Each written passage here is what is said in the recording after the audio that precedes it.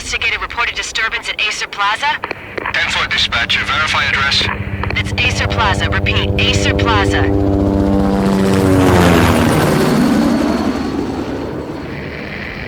Shots fired on the rooftop. An assault in progress at Acer Plaza. Repeat, an assault in progress.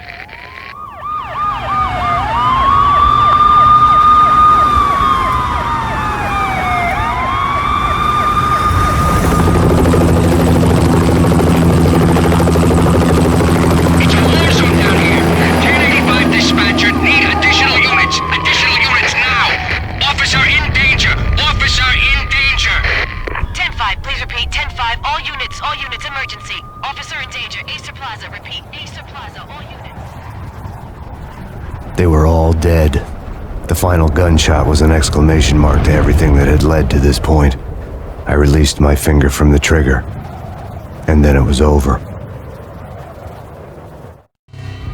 To make any kind of sense of it, I need to go back 3 years. Back to the night the pain started.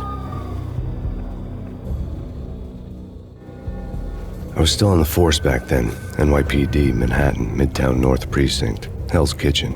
So when are you coming to work for me, Detective Payne? You'd make me work undercover in some hellhole. Sorry, Alex. Michelle and the baby come first. See? My last smoke. It's bad for the baby. That's you, Max. A regular Boy Scout. See ya, Alex. Still on for poker Thursday night, right? Like taking candy from a baby. Life was good. The sun setting on a sweet summer's day. The smell of freshly mowed lawns. The sounds of children playing. A house across the river on the Jersey side. Beautiful wife and a baby girl. The American dream come true. Honey, I'm home. But dreams have a nasty habit of going bad when you're not looking. The sun went down with practiced bravado. Twilight crawled across the sky, laden with foreboding.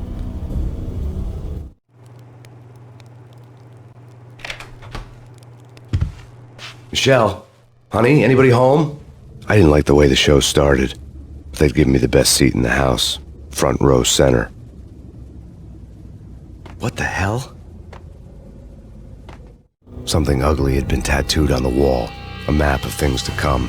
It was a poison syringe, a magic tag full of diabolical meanings.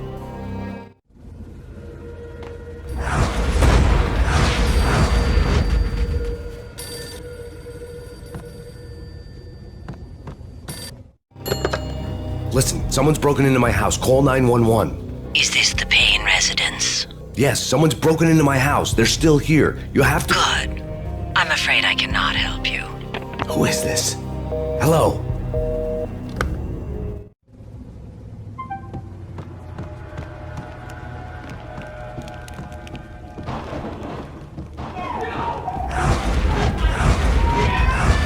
Michelle!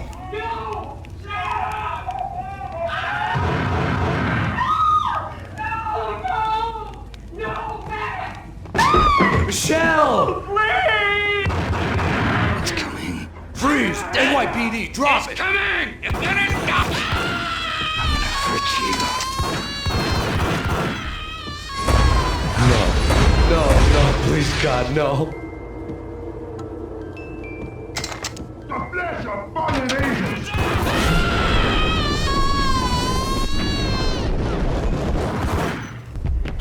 No, God, no, please, Michelle. Oh, baby.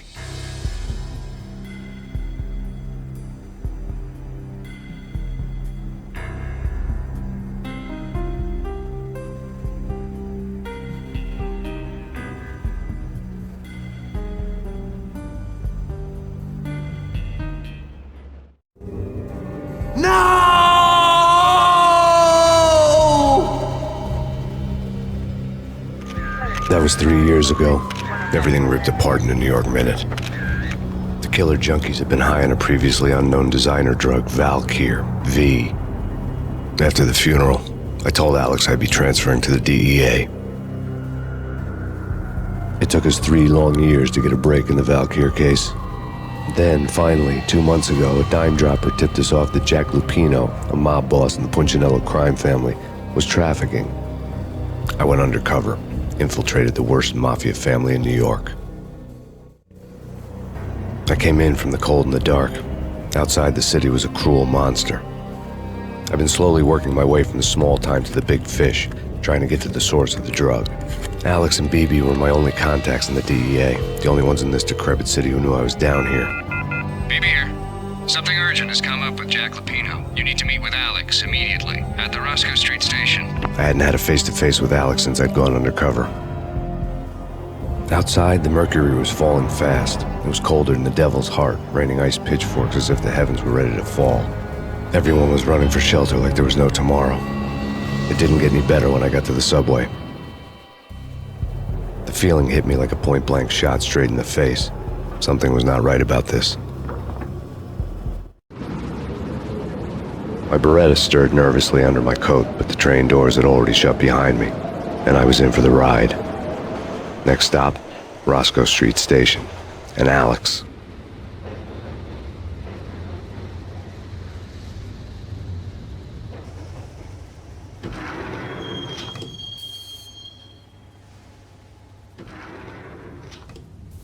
The station was drenched in gloom. Alex was a ghost, nowhere to be seen.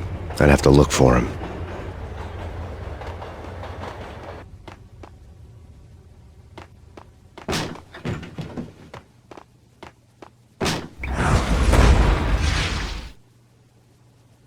Death was in the air at Rosco-Street.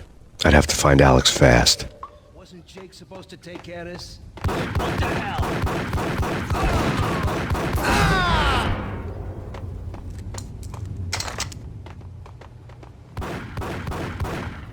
Yeah, what the hell?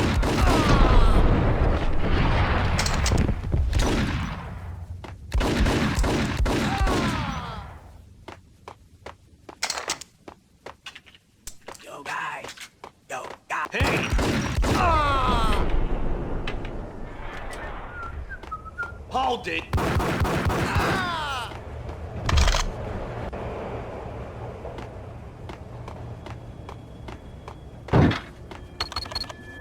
The security panel let out a mocking cackle. I'd need the right code. No way. Come on. What the hell?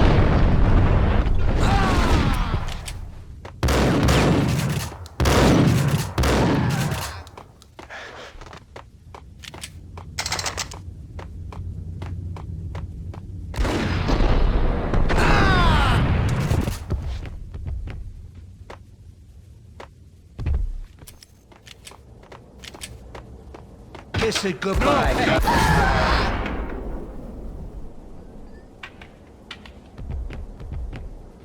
You saved me, man. What's going on here? A massacre. These armed thugs just appeared from nowhere. We need to get help. I can make the call from the control room 1 floor up. Can you take me there? Sure, sounds good. Follow me.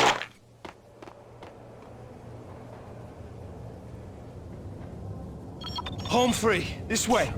Dang. Look out!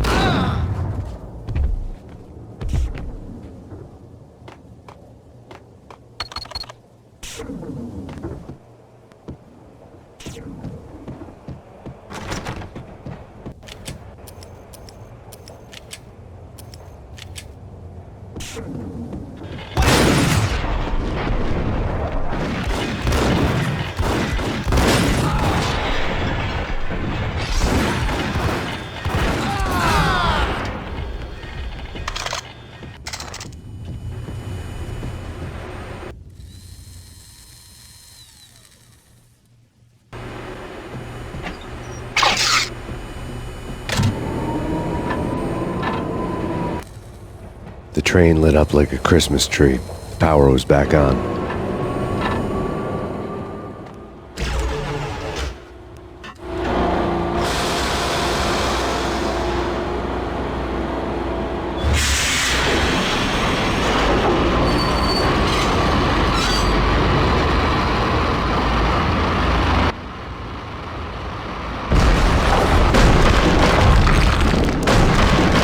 So much for being subtle.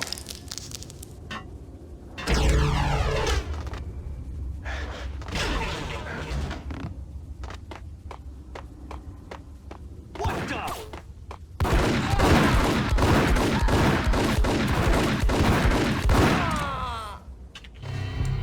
rusty door led to an abandoned part of the station, closed off since the early 40s. Something big was going down at Rosco-Street. Maybe that's why Alex had wanted to meet me here. Maybe not. One way or the other, I was gonna find out.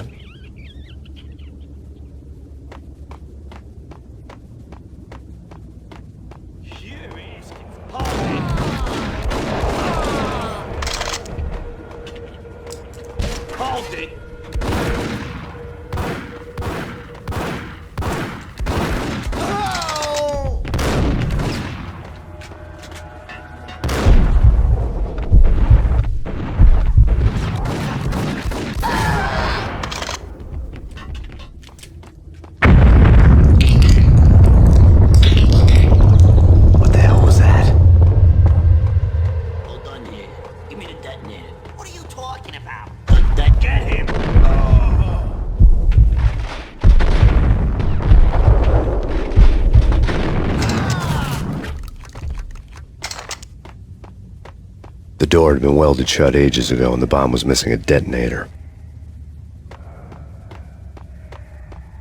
What the?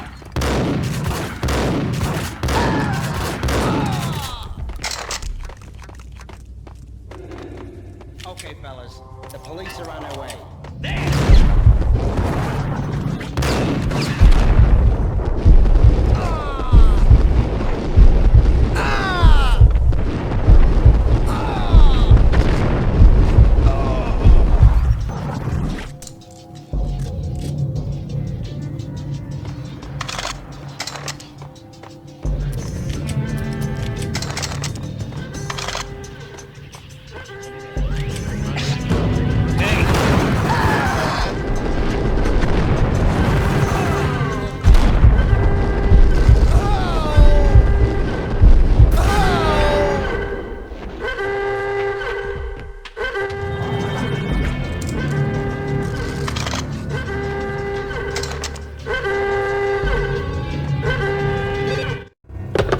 We come to you now live from the crime scene. Who is this? Right back at you. This is Deputy Chief Jim Bravura from the NYPD. You are to cease your criminal activities and surrender immediately. Sure thing, Jim. Me and the boys have been talking and everyone's real sorry. They'll never do it again. Who the hell is this? Being placed at the scene of a bank robbery wouldn't have tipped the odds in my favor.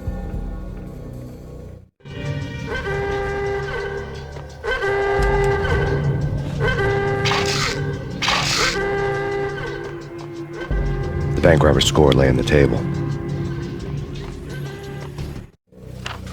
The bank robbers have been after Acer Corporation bonds.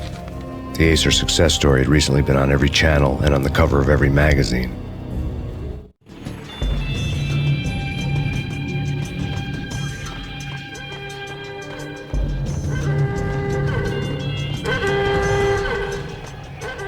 The bank robbers had left their tools on the table.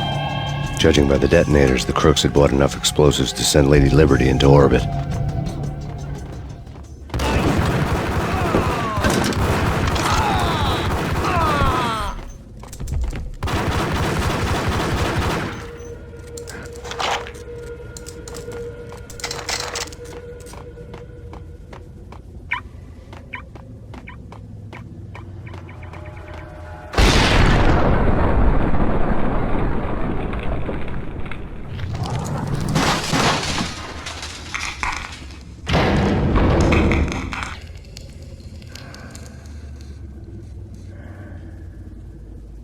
Hold it!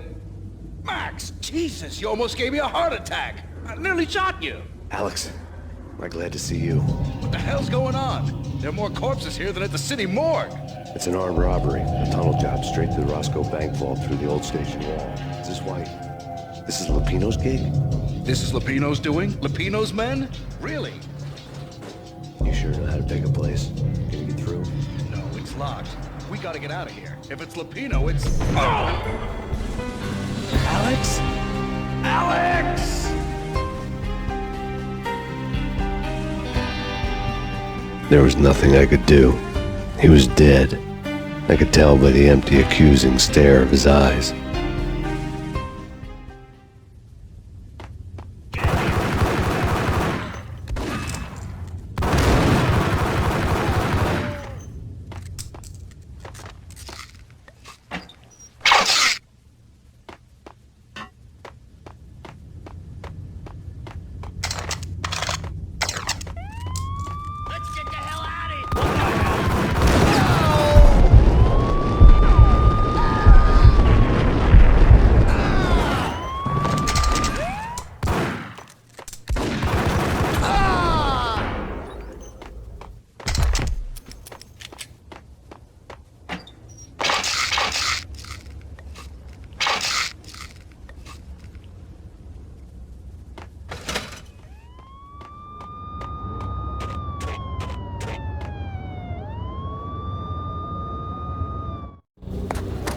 Alex had kept me relatively sane for the past 3 years.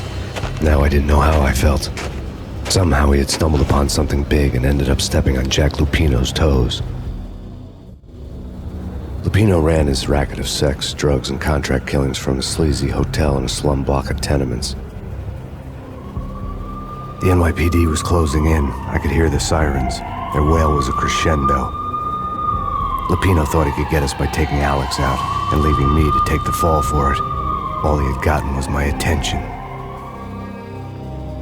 I went for the hotel first. It was a sad old thing with flickering lamps and faded colors, cheap mobster punks and tired-eyed prostitutes. I walked straight in, playing at Bogart, like I'd done 100 times before. The place was run by a couple of murdering mobsters with shark smiles. The Finito brothers. Ladies and gentlemen, it's the pain in the butt. Pain to the max. You're killing me. Did you make that up yourselves, or you get some wino downstairs to come up with it?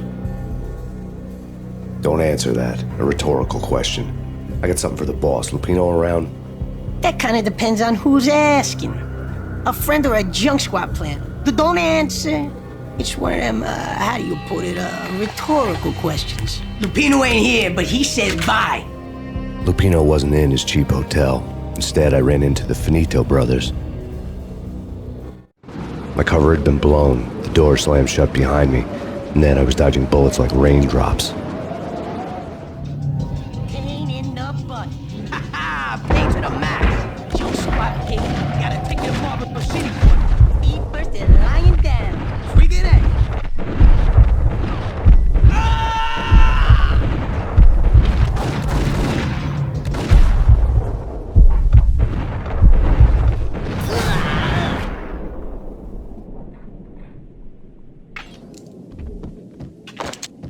A letter on the desk caught my eye. Bosses! I had met Lupino only once. The gangster ran all his rackets through his right-hand man, Vinny Gagniti. Gagniti was a high-strung whiner on the verge of breaking apart, like an overamped Energizer bunny.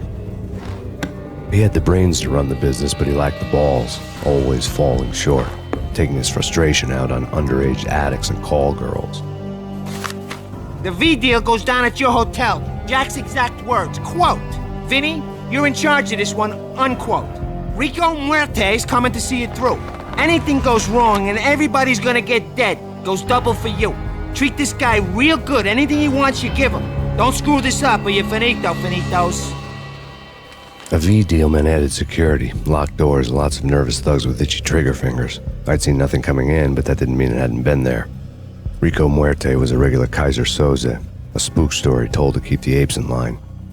313. The Finitos had scribbled Muerte's room number on the note's margin. Everything all right? Bosses? Joey? Vigilio? You all right there? They're not answering. Call the others. Tell them to come quick. Okay, but we can't wait for them. We gotta go in now. Bosses, we're coming in. There he is!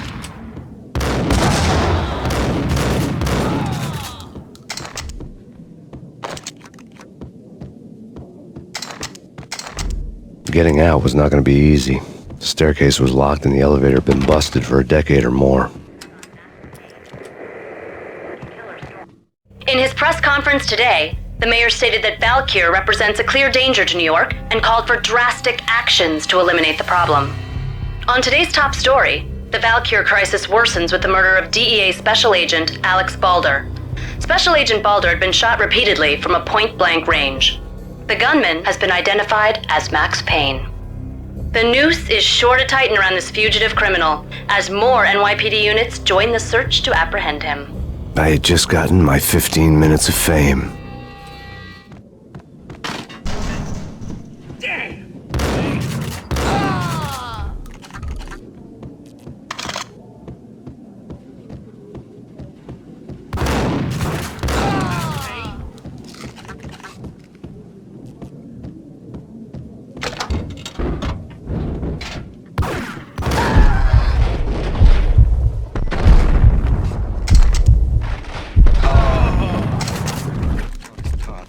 Sunlight in the autumn leaves blazing like V-head junkies could go off without a warning. I had to be careful. but my my lady, I must. My lord, no! I forbid you. This cannot be. This must not be. But there he is! My love, why? It is too dreadful. Do not force me to speak the words. My lady, I beg of you, I must know. Yes, my lord, I should... Tonight, the city's fight against the nightmare drug Valkyr took a turn for the worse, as DEA Special Agent Alex Balder was found brutally slain at the Rosco-Street subway station. A suspect was seen leaving the site only moments after the shots had been fired, and the NYPD is currently in pursuit of Max Payne, a repeated felon believed to be armed and extremely dangerous. And now the weather. The worst winter storm in recorded history continues to pound the city. Got him down!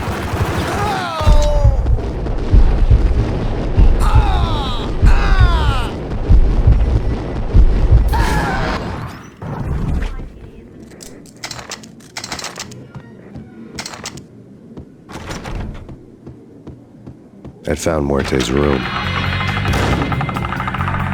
Muerte had received a letter. Our investigation had turned up nothing to link Angelo Punchinello, the head of the Punchinello family, to Valkyr. All tracks had ended with Jack Lupino. The letter in Muerte's room was signed by the Don himself. It was the first hint that the Kingpin knew what was brewing inside his syndicate. The trouble you got into after the Chicago screw-up. The Punchinello family bailed you out. You have been waiting for a chance to pay us back. One of our trusted boys has a monkey the size of King Kong on his back. We need your special skills for backup on a major deal. Collecting evidence had gotten old a few hundred bullets back. I was already so far past the point of no return I couldn't even remember what it looked like when I had passed it.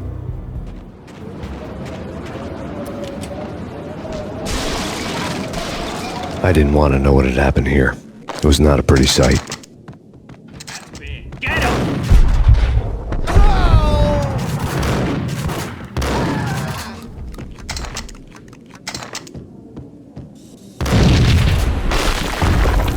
What the hell? Told you. God damn. Hey,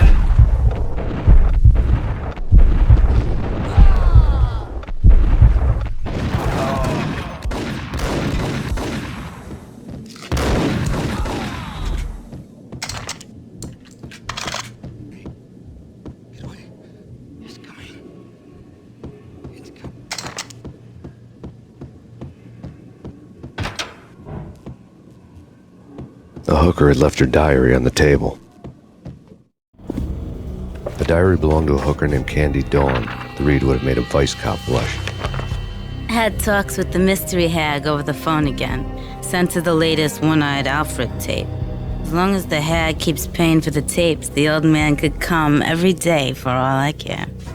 She had a nice sideline, making secret X-rated flicks of her clients and selling them to the highest bidder. It would get her killed if her V-fix for the day didn't do it first.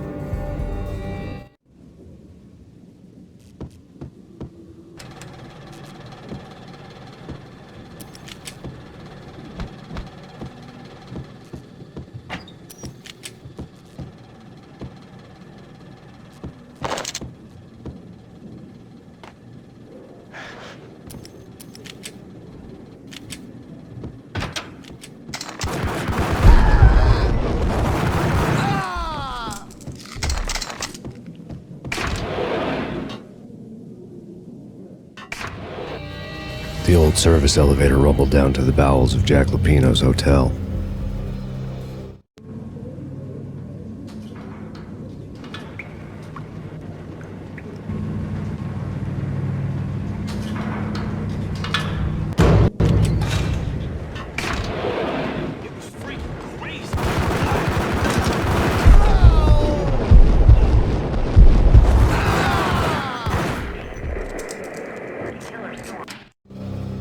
A winter storm warning is in effect in the whole tri-state area, as both freezing rain and heavy snowfall continue. Many roadways are already closed, and people are advised to stay indoors. The severe blizzard has ravaged New York for 3 days now, with no end in sight. We'd been snowed from the start in the Valkyr case. The forecast said there was plenty more where that had come from. But the snowbound city was on my side. Less chance of innocent bystanders getting caught in the crossfire.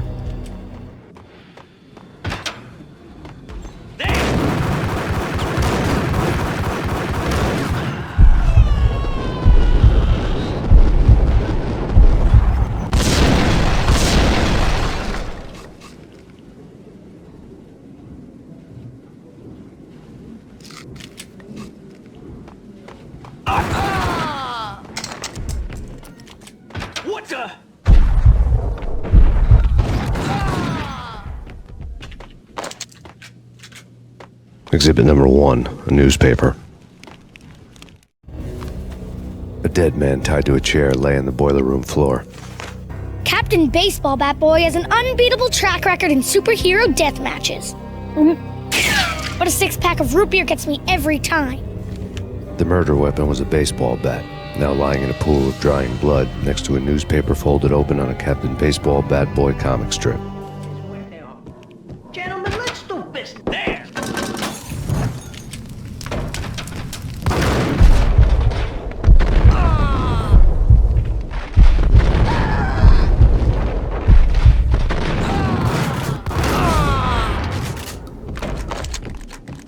A lifetime ago, this would have gone down as a narcotics arrest. There was a key on the table.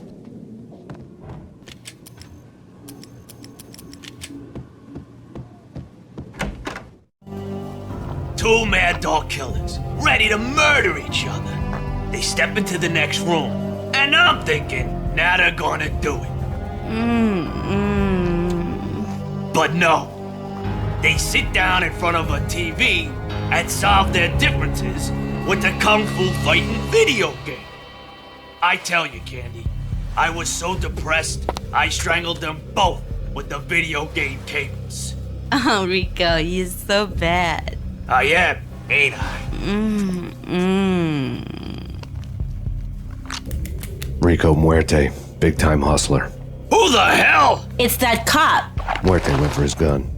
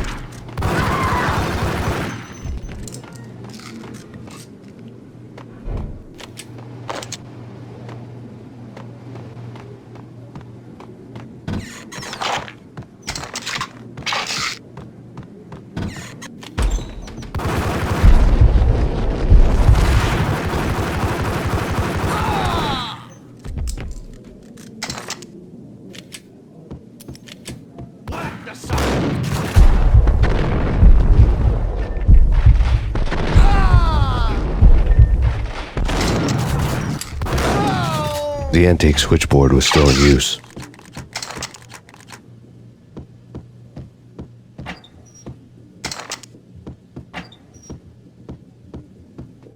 There was an old telephone switchboard in the back room of the reception area, kind that made phone tapping child's play. It wasn't hard to picture a fat pimp sweating with headphones on, listening to his hookers talk dirty and fake orgasms over a web of party lines, the blood veins of New York. Right now, there was a different set of moans and groans going on. Boss, Corneli, it's Max Payne. He came, started capitalist. He killed him. Are you freaking kidding me? He's just one lousy cop. You better be freaking kidding me. Whack him. What's the freaking problem? Hello? Answer me. Hello? The word was out. A deadly virus released into the city's corrupt circulatory system. Something wicked this way comes. Max Payne at large. Hey, yeah.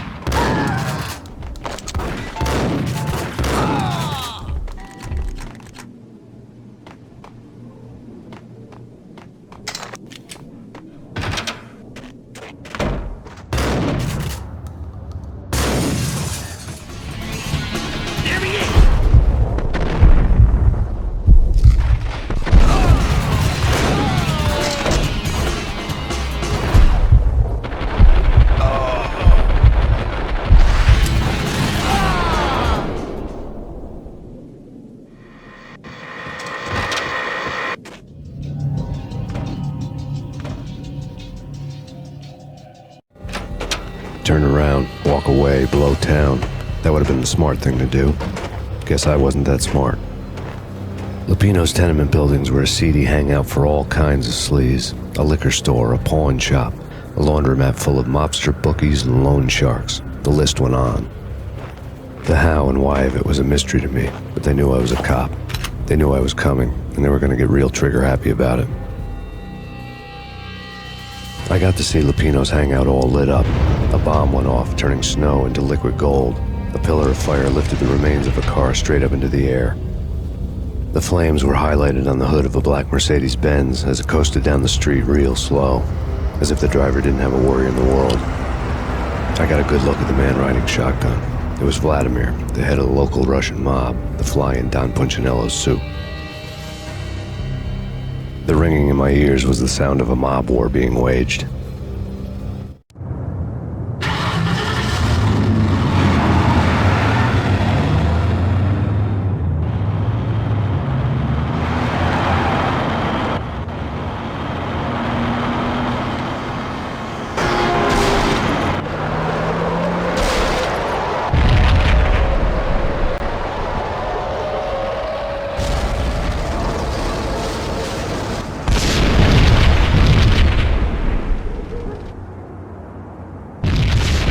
Another bomb exploded inside the closest slum building. It was a lucky break.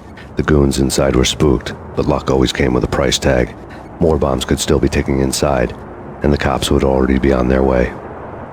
Jack Lupino's suite was on the top floor. At least it used to be, before the explosive makeover.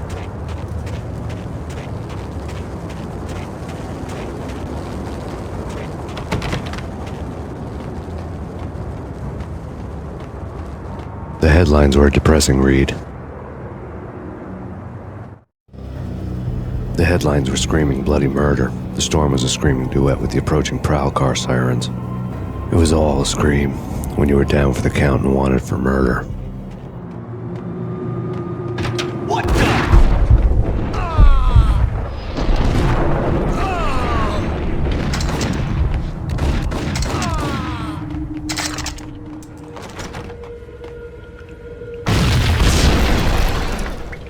The whole building was rigged with explosives.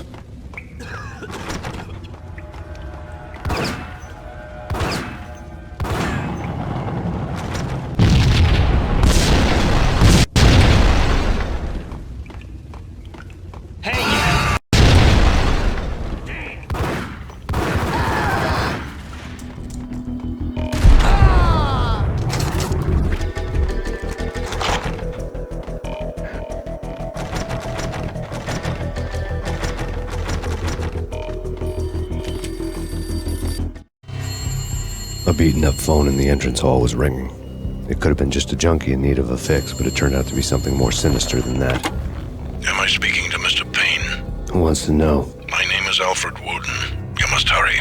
The police are on their way. Tell me something I don't know. They know you're there. How? And what's it to you? I will contact you again. The cops arrived, sirens singing in the off-key harmony of a manic-depressive choir. I had a few minutes while the SWAT team would go through their usual routine. By the time they busted in, I needed to be long gone. Max Payne, this is Deputy Chief Jim Bravura from the NYPD. Drop your weapons and come out with your hands above your head.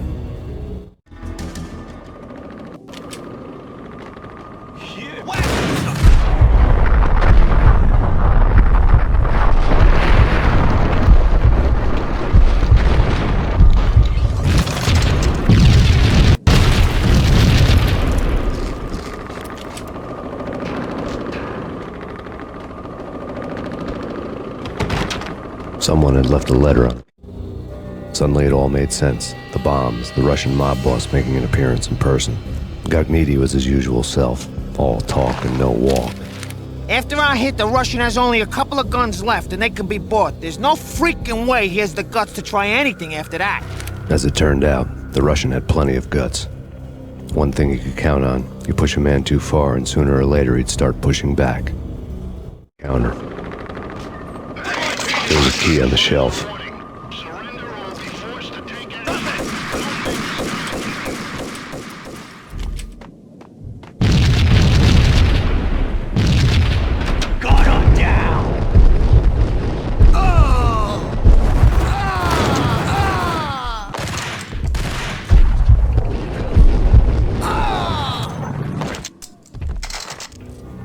The bombs had destroyed all the stairs up to Lupino's office.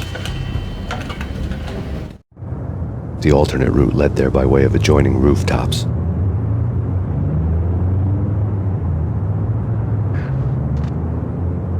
It's never been this cold. Never ever. It's like the sky's falling. Yes, sir. It's the end of the world as we know it. And I don't feel fine. I don't feel anything. Not a thing.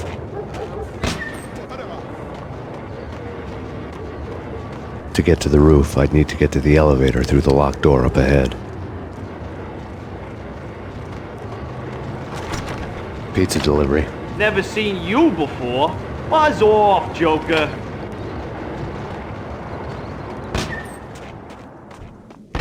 No, don't shoot. You know the clowns at the laundry? Me? No. You're no good to me then. What? No, the laundry, yeah. I know him, yeah. Get me in there. Okay. It's me. Open up. Let me in, quick. Not so fast. The password. John Woo. Come on. No. Okay, John Woo. All right. Come right in. It's a trap! It's Payne!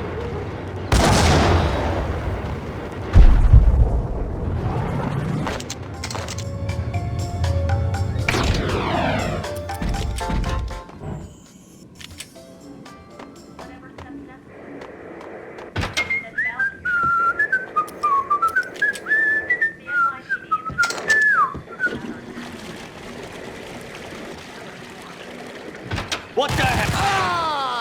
Take whatever steps necessary. Here stated that Valkyrie represents the NYPD out on that. New York City is in crisis tonight, with reports of Valkyrie-related gang war in the streets of the Bronx. Apparently, Max Payne, wanted for questioning in connection with the slaying of a DEA special agent earlier tonight, is waging a one-man war against his former partners in crime. Among the list of casualties so far are notorious mafia members Joey and Virgilio Finito, as well as Rico Muerte, himself a fugitive from the law, and a suspect for several murders in the Chicago area. The NYPD has been placed on full alert. A citywide APB has been put out on Max Payne. Deputy Chief Jim Bravura has promised to take whatever steps necessary to bring him to justice. What those steps may be remains to be seen. For NYCNN TV News, this is Kira Silver. Red, blue, or green? It's always...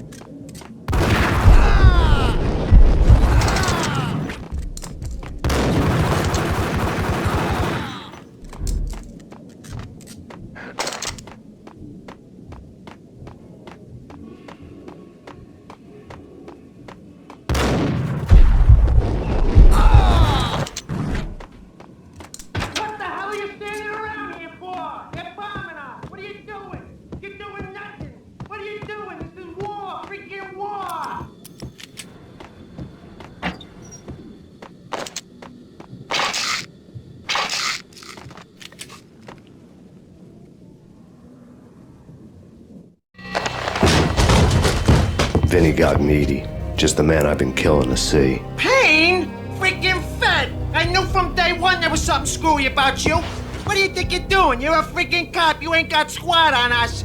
You can't just come in here waving your piece like it meant something. Yeah! Oh my God! Oh God, you shot me! Ah! You're dead, Payne! What the hell are you waiting for, you apes? Kill him! Kill him! With pleasure, boss. Gognitti bailed. I made like Chow Yun Fat.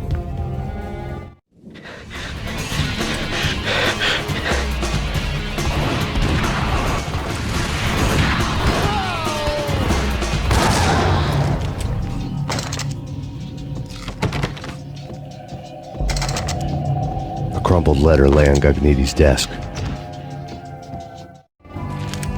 The letter was addressed to Don Punchinello, but Vinny had never had the nerve to finish it. Jack's gone voodoo. Just the other night, he shot Dino because he wanted to see what his brains looked like splattered on the wall. He's a freaking mad dog. We're running out of men and business fast. Gognitti had been living in mortal fear of his boss. Jack Lupino was a psycho.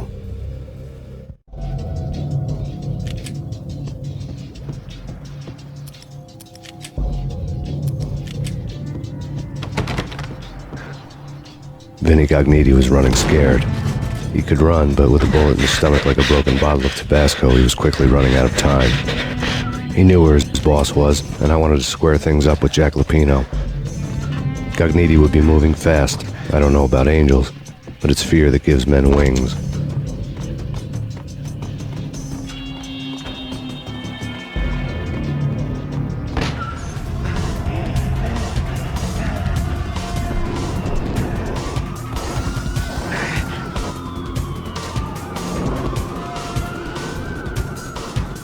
Gognitti hitched a ride. To catch him, I'd have to follow his lead.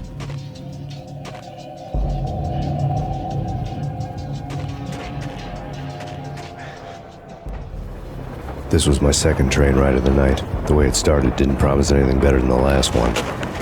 Freezing wind tearing at my face like sandpaper and razors, ice hard and slick under my hands and feet. And somewhere in the background, the wail of sirens, the city howling after me. New York sped by in fast forward, dark rooftop water towers and a dead forest of antennas and chimneys, all a blur. When the train he was riding slowed down, Gognitti made his move.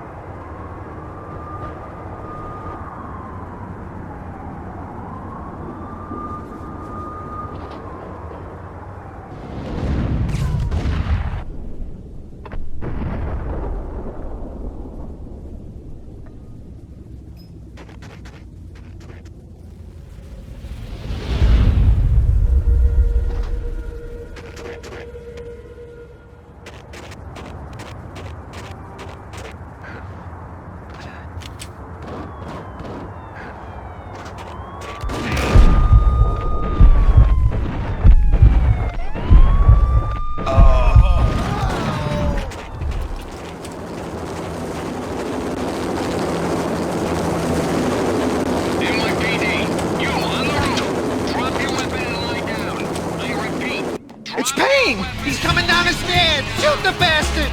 Okay, boss, you got it. No problem.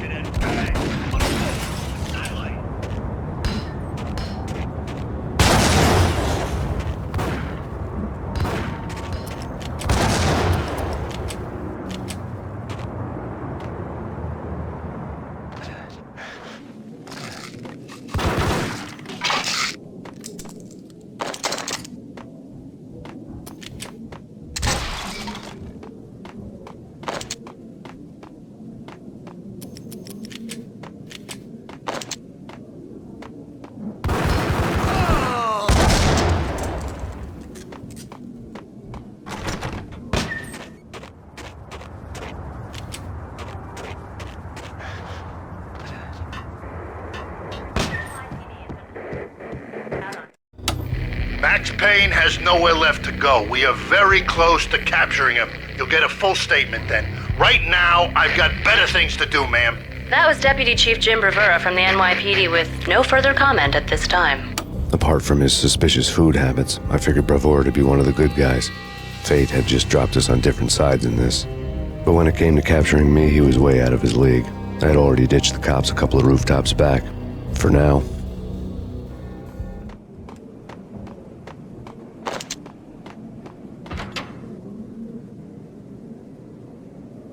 Open, goddammit! Payne! I'll kill you, you lousy freaking...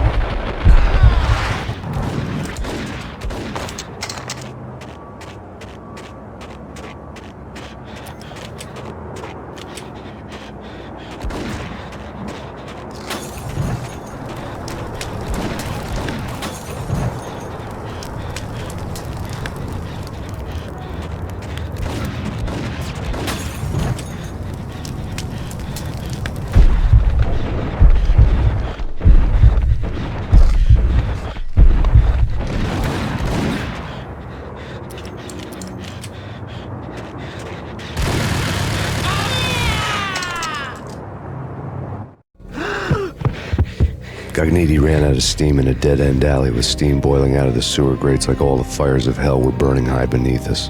It was shakedown time. Where's Lupino? Screw you! Bad start, Vinny. Ah! Police brutality! I rate pretty high on that. You can't just hurt me in cold blood? Just keep telling yourself that. Listen good, Candyman. I'm not gonna be anybody's fall guy. I want to know where your boss is hiding. There was no glory in this. I hadn't asked for this crap. Trouble had come to me in big dark swarms. The good and the just were like gold dust in the city. I had no illusions. I was not one of them. I was no hero. Just me and the gun and the crook. My options had decreased to a singular course. I'll tell you, just don't hurt me no more. Lupino's at Ragnarok, the nightclub. Book me, take me in, hold me to the freaking jail, just don't hurt me. Your rights will be read at your funeral. Ragnarok was Lupino's private nightclub, a den of drugs built into an old theater. I knew what waited inside. V-head junkies ready to explode in random acts of senseless violence, and Lupino's goon squad, the worst stone-cold killers this side of hell. Ragnarok was as inviting as a headache, flickering and flashing to a machine gun beat. The belly of the nightclub was a gothic theme park that began with bondage games and led to the nasty stuff from there. As subtle with its dark message as a cop killer bullet through the heart. Like father, like son. Just like Jack Lupino.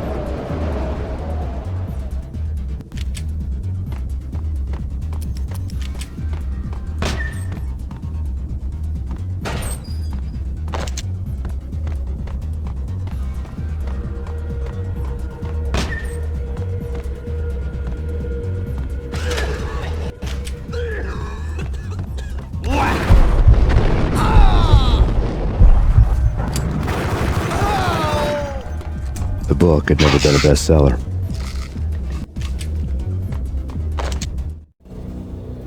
Given the setting, I was surprised to find that somebody had been passing time reading. The paperback was entitled, The Age of Murder and Storm. The blurb on the back mentioned Norse mythos and Ragnarok, the end of a Viking world with a terrible winter that covered the earth in ice, when vile crimes were rampant and all humanity lost. I could see how somebody impressionable might get it into their head that we were at the end of time. I was also beginning to see what the nightclub and its owner were all about.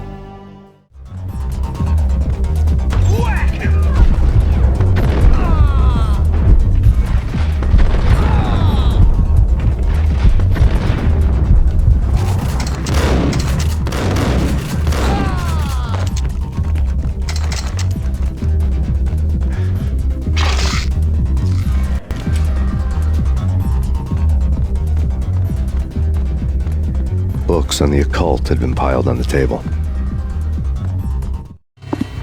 The room room was stacked with light reading, such as Necronomicon, Witchcraft, and Paradise Lost. Old exotic titles like Malleus Maleficarum and De Umbrarum Reini Novum Portus.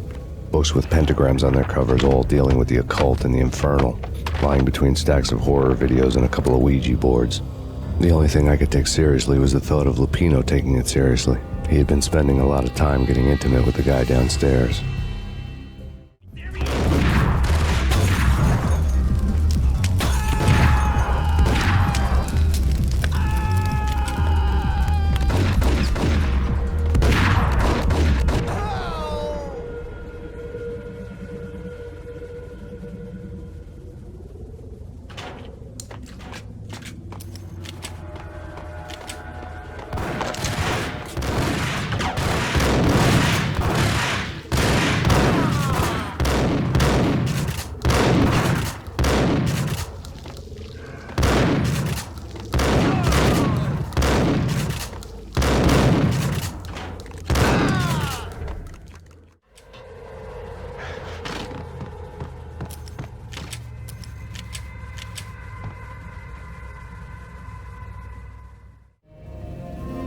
The backstage area led to Lupino's inner sanctum. The hot air inside was like an invisible wall, thick with incense and something else, a sickly sweet smell that made you gag. This was the rotten core of the Big Apple. Lupino lurked somewhere ahead, like a spider at the center of his web, waiting. The vapors in the air started to make my head swim. Torn pieces of a letter lay scattered on the sofa. Punchinello had threatened Lupino in writing. The note had been torn to pieces, bloody fingerprints all over them. Don't want you to think that one of my boys is not playing with a full deck. Shape up, Jack. We are running a business here. I'd hate to send the trio to strong-arm you. The trio were the Don's notorious henchmen. It was obvious that Lupino hadn't been intimidated by the threat.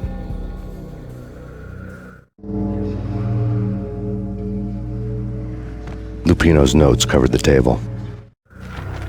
Jack Lupino was crazy, all right. The table was scattered with notes of demented arcane nonsense written in rusty blood, a mishmash list of demons, devils, and dark gods evoked. Beelzebub, Asmodeus, Baphomet, Lucifer, Loki, Cthulhu, Lilith, Hela, blood given to you all. He was after that old Faustian deal, your soul for power and fortune. Just sign on the dotted line with your blood. Lupino's notebook lay on the pedestal. Jack Lupino was crazy, all right. Mythic wolves, let loose to devour the sun and the moon. Lupino is the wolf. I'm Mr. Beast, the big bad Fenris wolf. I'm the end of the world man, wearing the flesh of fallen angels.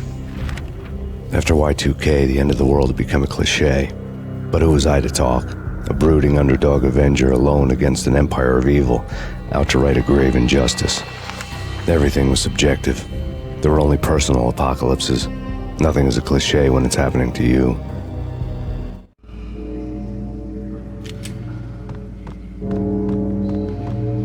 The flesh of fallen angels! Come to me all! Astaroth, Beelzebub, Asmodeus, Baphomet, Lucifer, Loki, Satan, Cthulhu, Lilith, Hela! Blood to you all! Secret, living under the skin of reality. I've seen it. The corruption of flesh.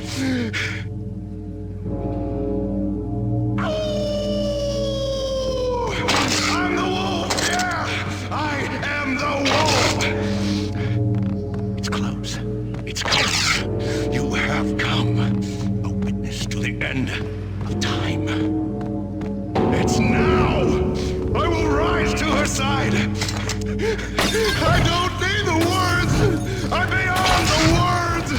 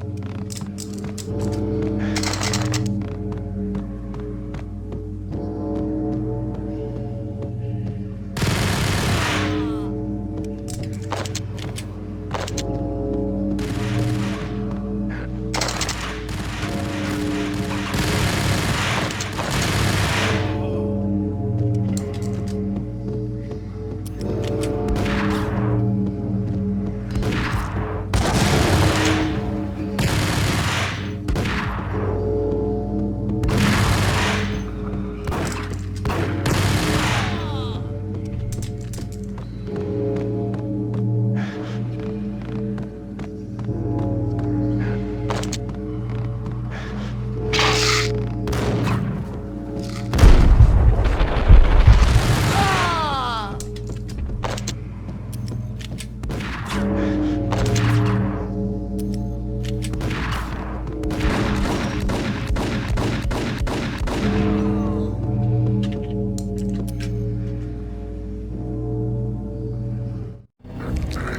had known there'd have to be a catch in it somewhere, and this one was the Empire State Building of catches.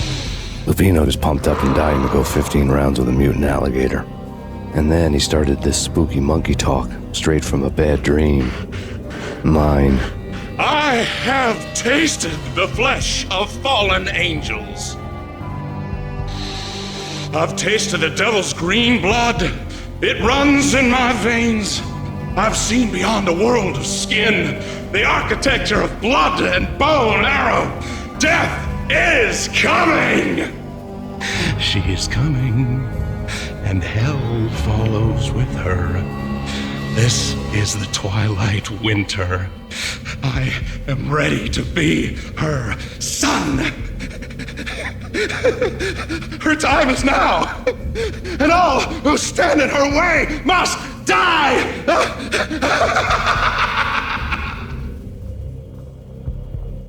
Die! You'll die! You'll die! Now! All die!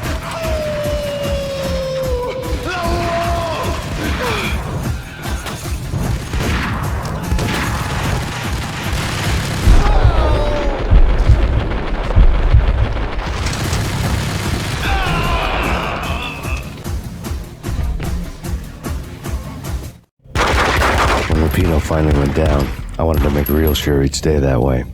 V was a bad monster. Turned them into friggin' zombie demons from outer space.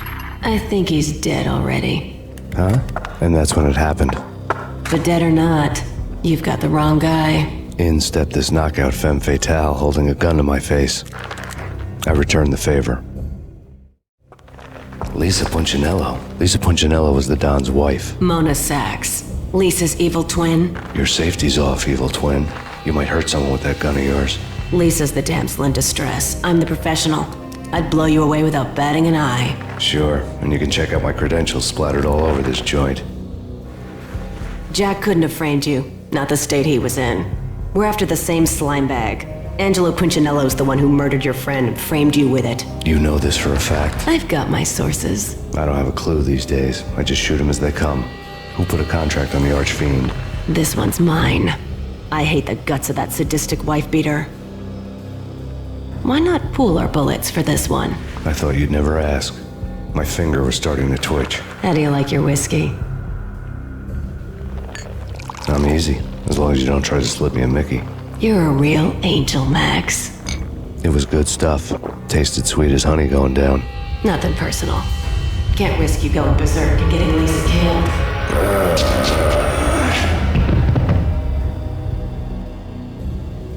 The nightmare was always the same. Violent shapes moving in darkness, old and ugly. The killer's mad laughter was a riddle filled with wicked innuendo.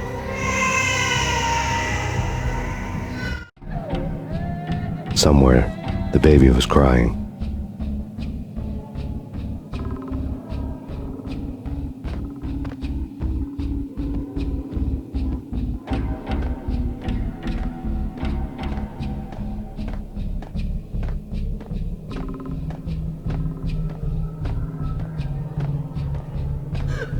Max, no, please, Max. Why? I didn't mean to. I'm sorry.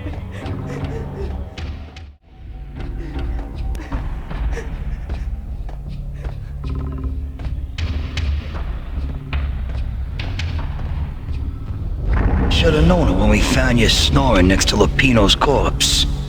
A comedian, huh? The pictures were filled with good old times. Alex and I had a few moments of glory between us. Crime-fighting comrades, the best in NYPD DEA collaborative team. Good-hearted macho bullshit like that. I would have given anything to have him here as my backup. No such luck. No luck at all. Michelle looked at me from the photo. The Payne family. Happiness captured in a Polaroid moment. I had thought it would last forever, till death do us part. I didn't want to think about it.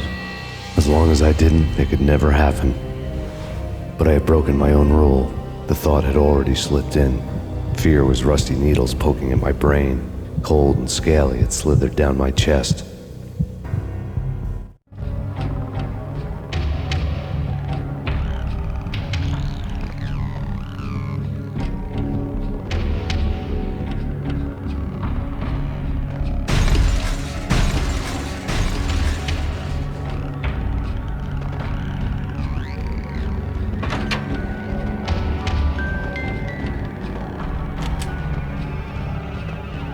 I really love to watch cartoons. Captain Baseball Bat Boy is my favorite.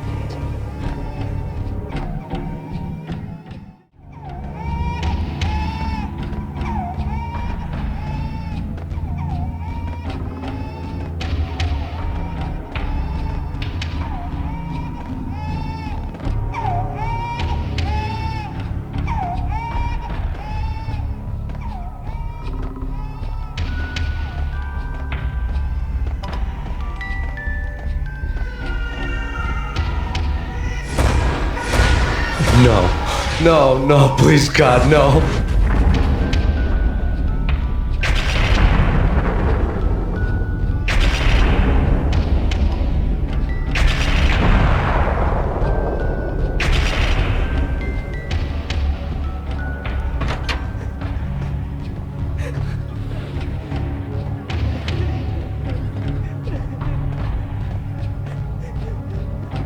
Slice them, dice them, shoot them full of holes, blow them to bits, vaporize them, disintegrate them. No matter what you do, they'll still be back, good as new. Michelle's diary lay on the table. Michelle was working part-time in the district attorney's office. Her diary was open on today's entry, her handwriting all pretty curves. An army dossier found its way to my desk yesterday. Valhalla? Isn't that a Norse myth? Something about Vikings? I tried to tell Max about it, but he was busy, that cute frown on his brow. Guess it's nothing, just a mix-up at the courier service. From now on, I would always find time for her. It was a hollow promise. Too little, too late.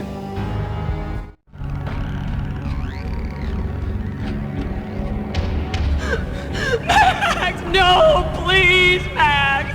Why? I didn't mean to. I'm sorry.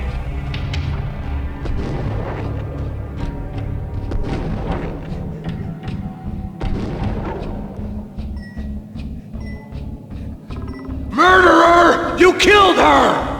Nothing like that ever happens in the real world.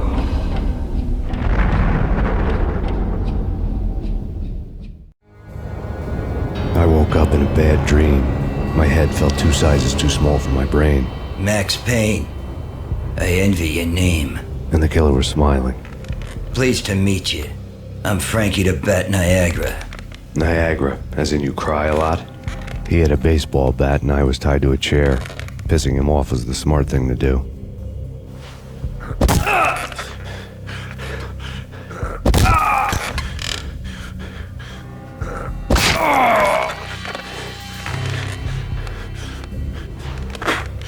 Nothing wrong with a little laugh now and then.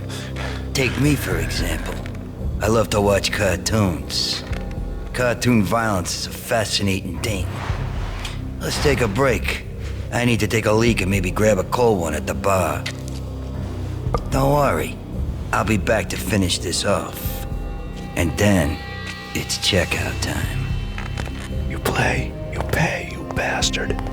He swaggered out, and the door clanged shut behind him, locks clicking into place. Everyone makes mistakes. Mine hadn't been to crack jokes about the goon with the bat. He'd have cracked my skull regardless. It hadn't even been to trust a girl with a gun. I had blindly gone after the first bad guy on my hit list when I should have been aiming further up the ladder, at the head of the Punchinello family. I couldn't bring myself to be pissed at Mona. Guess I had a soft spot for her pretty face.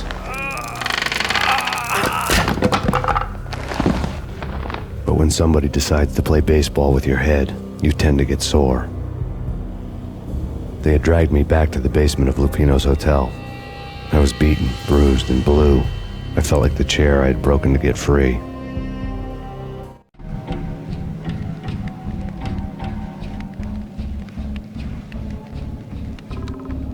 All I had was Niagara's bat, sticky with my own blood. Without a gun, I'd be no match for Frankie's men. I'd have to play hide and seek with them.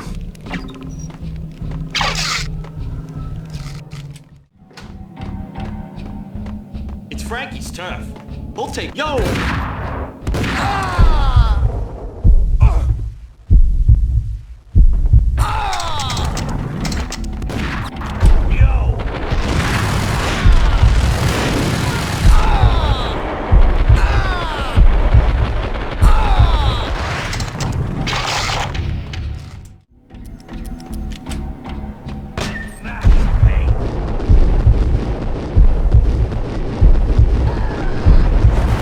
Another newspaper caption for a murder scene.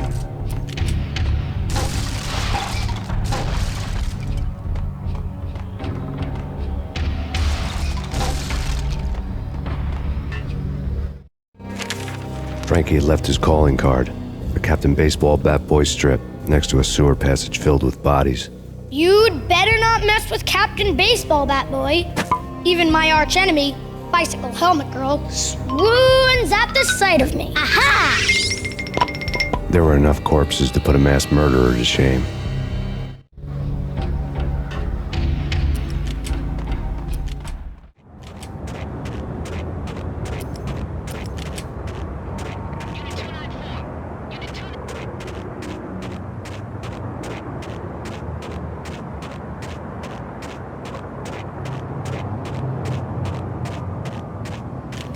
Things were fast going from bad to worse. The men in blue had come and gone. They had decorated the place with chalk outlines and tied it together with yellow tape. The cops who had stayed behind were dead. Frankie, his boys, and I had the place all for ourselves.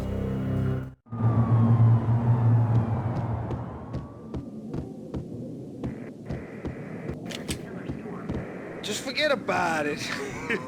Just forget about it. Hey, just forget about it. That crazy witch, you should have heard her. She was a real scream when the boys caught her trying to cap the Don. Oh, that's friggin' bad. To the trio? That's even worse than what Frankie's doing to that poor bastard downstairs. She's gonna take a long time to die. The mobster muscle on the phone was talking about Mona. Punchinello's trio were nothing but bad news.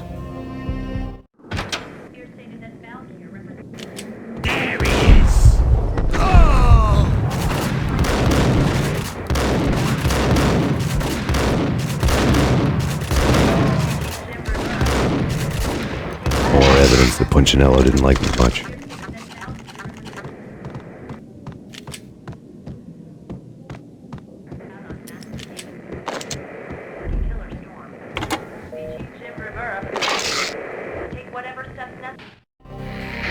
The fact remains that all the victims so far identified in the Ragnarok shooting have been known criminals, many of whom had large doses of V in their blood. Reliable sources say that Max Payne was also among those killed, although no body has been recovered at this time. Reliable sources. That meant somebody thought the Mafia had me, didn't want the cops snooping around anymore. The body would be delivered to them barely recognizable. Case closed. Don Punchinello had the power to be that reliable source, which was no news, but his news was old news. Framing me hadn't been enough. Don Punchinello had put a hit on me. He wanted me dead, and it had been important enough for him to give written instructions to Frankie about it.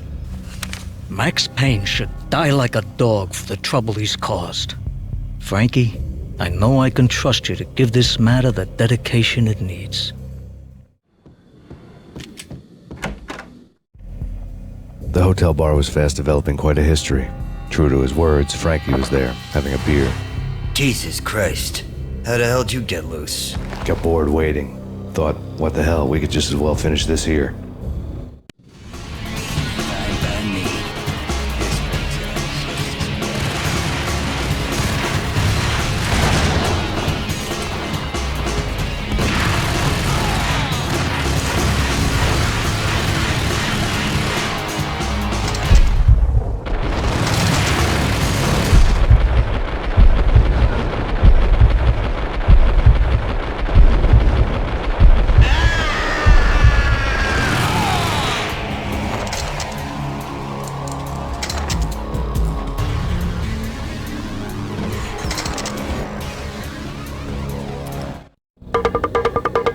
you think? You've been a lovely iron.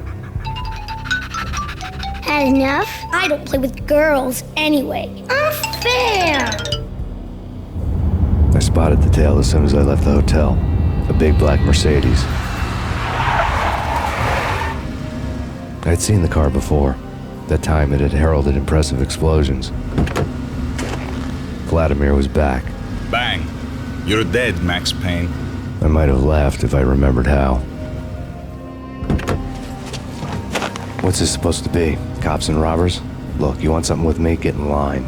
Peace, man. Relax. You know you are a real news item. Armed and dangerous. I am going to make you an offer you can't refuse. I've always wanted to say that. It's a bum rap. I've been framed. That's a moot point. Whatever you did or did not do, I'm sure you had good reason for doing it. Want to hear me out? I'm listening. Punchinello messing with V is bad for business all around. But that's not all. There is this guy, Boris Stein, used to pull jobs for me. He's the captain of the cargo ship Charon. Now the bastard turncoat has gone over to the other side, Punchinello's. The ship's loaded with high-res hardware, guns, my business. If Punchinello gets hold of that cargo, he's won and I have lost. And you'll have your work cut out for you. If you want to get to Punchinello, you will need heavy-duty persuaders.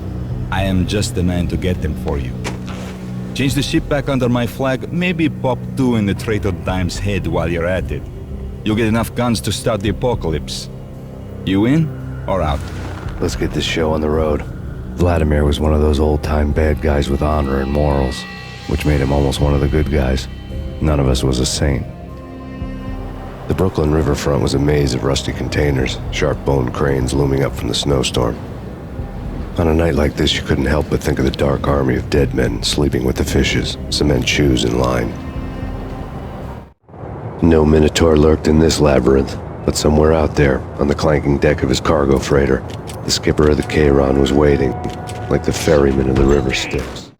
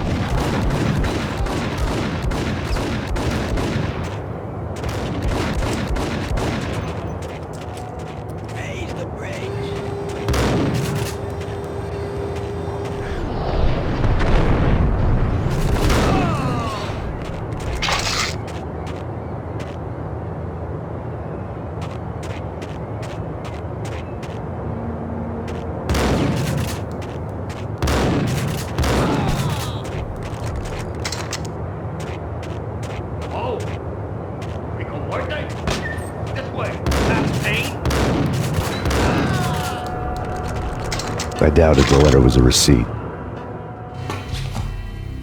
Rico Muerte had come to town to do more than just sort out family troubles. Exhibits number 1, 2, and 3. A briefcase of money, a sniper rifle, and an envelope with one word neatly printed on a folded piece of expensive paper. Mayor. It didn't sound like a mafia contract at all. It was too cold and too to the point.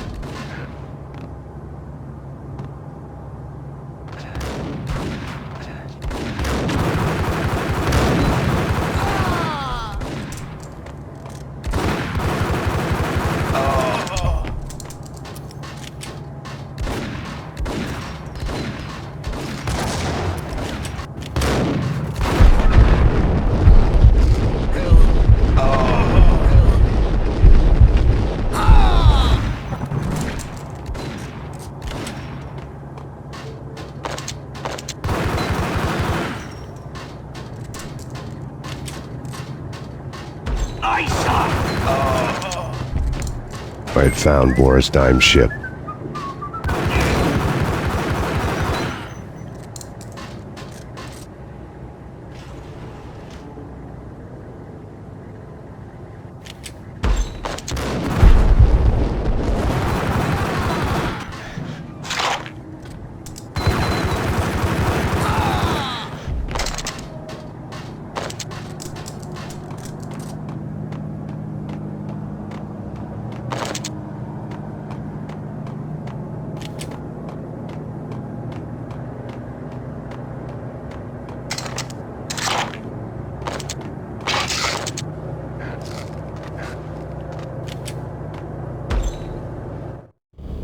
Rust had crept over the sides of the cargo steamer a long time ago. Boris Dime would be on board. I'd have to smoke half of his crew to even get near the gangplank. Guns were probably being kept in the hold, buried amidst the rats and oily water.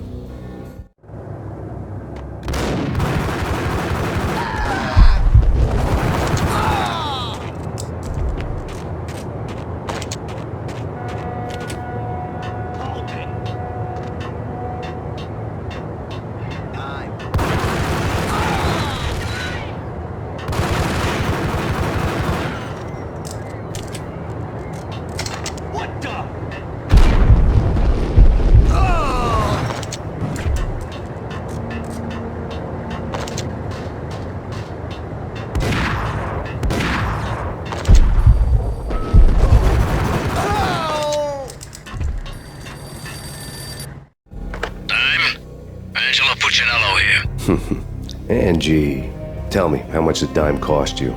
I bet it was more than his name. Max Payne. Right the first time. You're dead, punk. You sure you're not confusing me with Boris here? But you are right, of course. Pretty soon we should get together and have a talk. You son of a... Pissing Punchinello off was a dangerous game, but when people get mad, they make mistakes. I should know. That's where I wanted Punchinello, mad enough to trip over his own feet, preferably into a grave.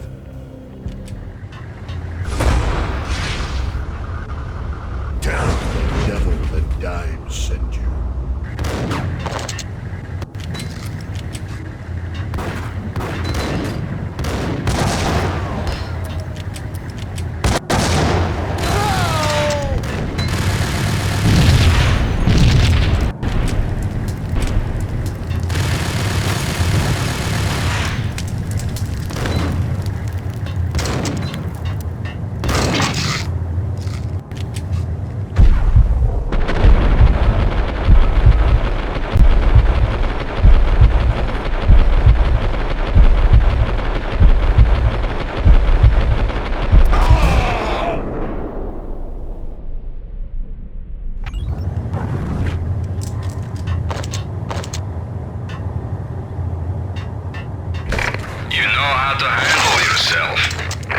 Anybody who says different is calling me a liar.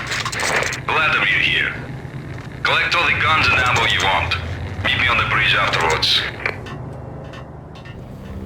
Did you get everything you need? Check. I owe you. Anything you need. This is my solo. When I'm through, Punchinello won't be anybody's problem anymore. Clear as vodka. But anytime you get between a rock and a hard place, just whistle. This could be the beginning of a beautiful friendship. You really get a bang out of this big-time gangster act, don't you? Even with all this firepower, I figured I couldn't get to Punchinello at his manor. I could only hope that he wouldn't pass a chance to hear me beg, to see he's won. This is Max Payne. I want to cut a deal. Payne, you're a dead man. That's what everybody keeps telling me. I got your ship and her cargo. I want to meet. No pain, no gain. Capiche?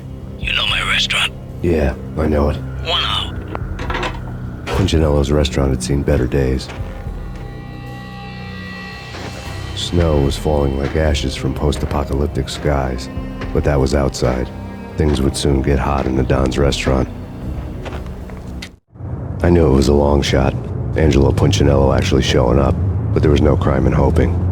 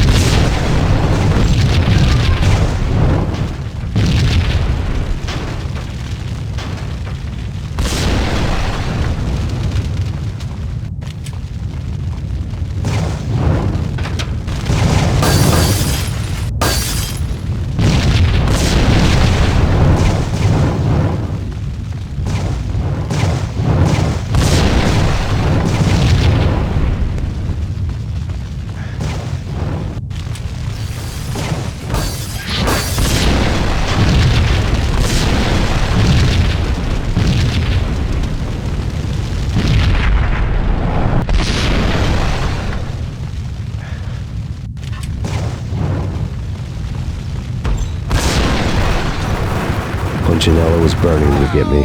The feeling was mutual. He was trying to put out my flames with gasoline.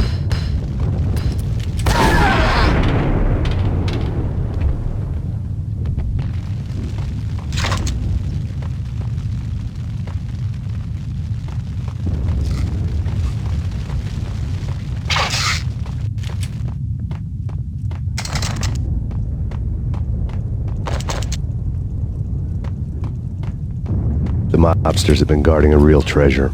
The way out of this disco inferno.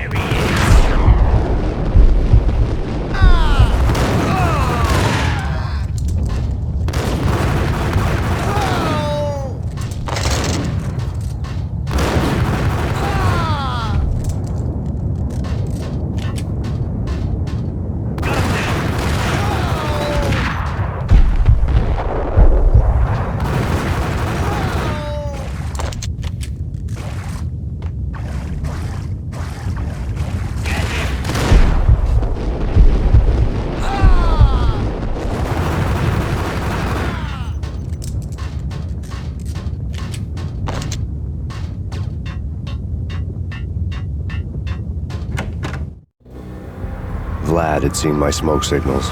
The Mercedes was revving to go, almost drowning out the banshee wail of the sirens. You coming? We'll drop you off at the Punchinello Manor. Sounds good to me. When this is over, look me up. I could use a professional like you. I'll keep that in mind. The night groaned with cold. The garden lights flickered nervously. In their light, the falling snow was dead white before the darkness ate it up. I had heard the stories. The trio were mad dogs.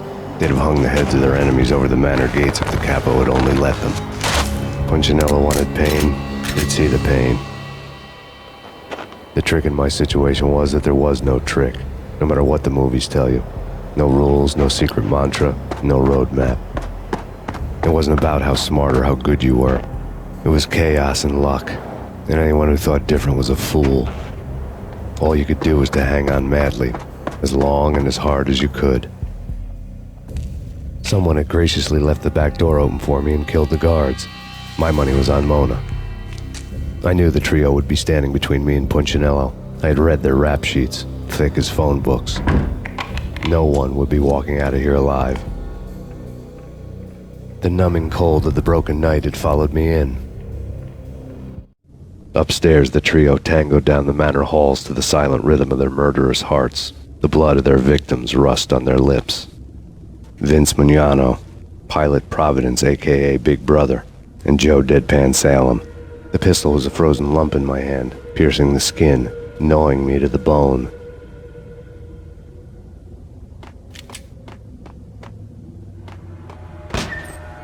In death, the thug had been promoted to messenger.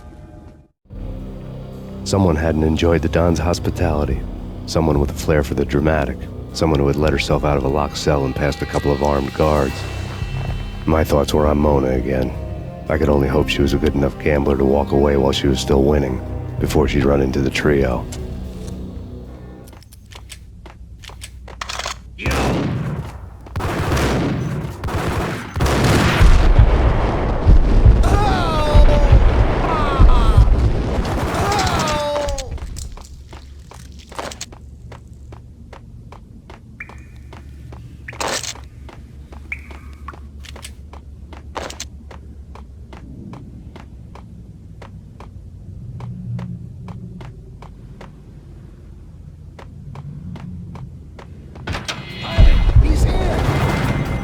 It didn't take me long to run into the trio.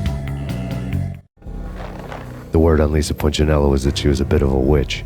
The tarot cards on the kitchen table fit the picture.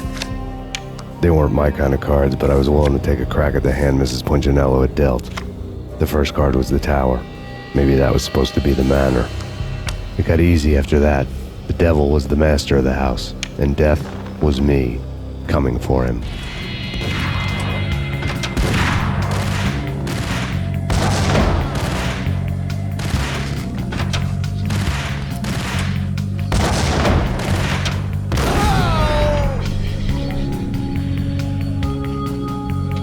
One down, two to go.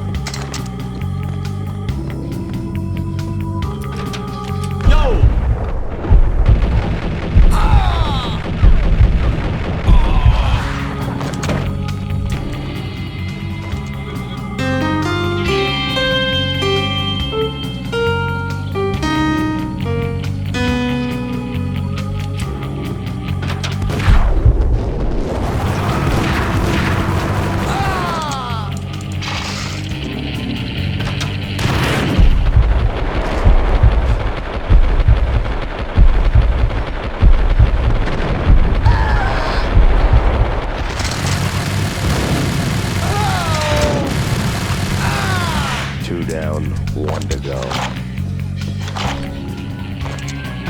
It was too late for her.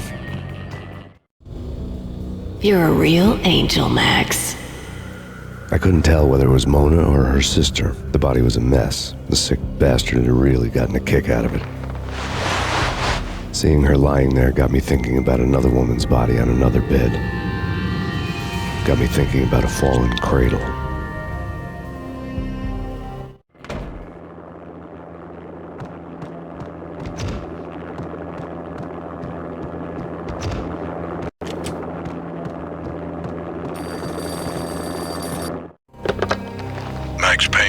Talk to me. Alfred Woden, you've got company. An armed helicopter just landed on the manor grounds. You must hurry. The more the merrier.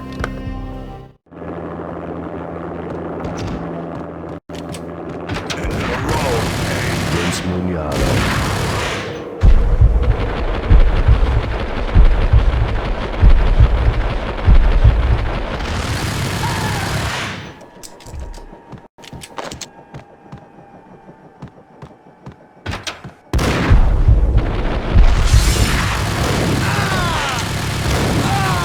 Punchinello's trio was done for.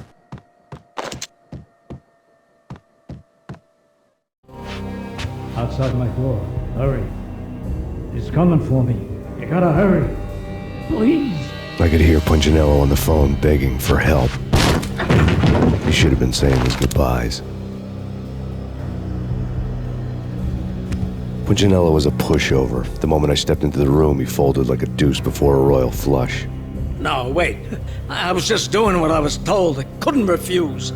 She's someone high up. Government, maybe. I don't know. He was trying to buy more sand for his hourglass.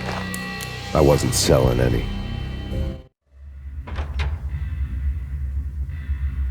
No, I told him not to.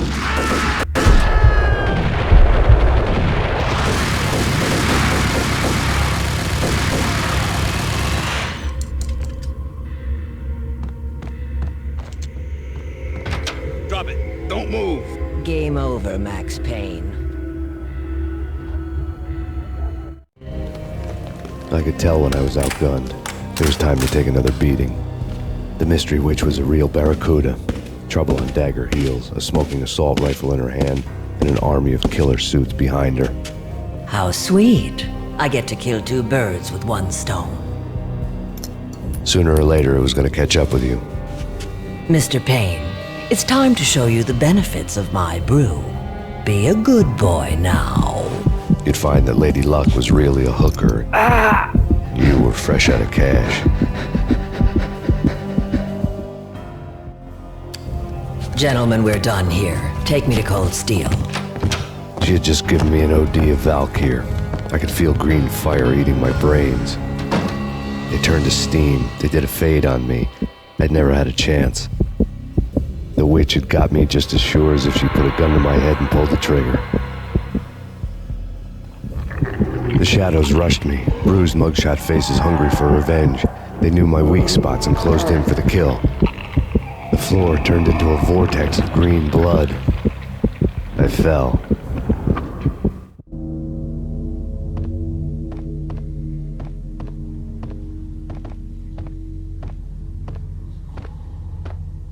Who's there? Max? Max, is that you? Max? Where are you, Max? Please.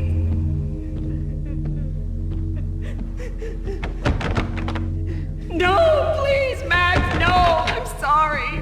Please don't, Max, no, please.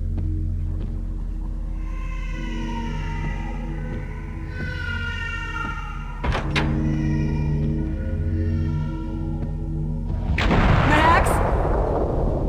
Where are you, Max? Please. The letter was staring at me. There was something disturbingly familiar about the letter before me. The handwriting was all pretty curves. You're in a graphic novel. The truth split my skull open, a glaring green light washing the lies away. All of my past was just fragmented still shots, words hanging in the air like balloons. I was in a graphic novel. Funny as hell. It was the most horrible thing I could think of.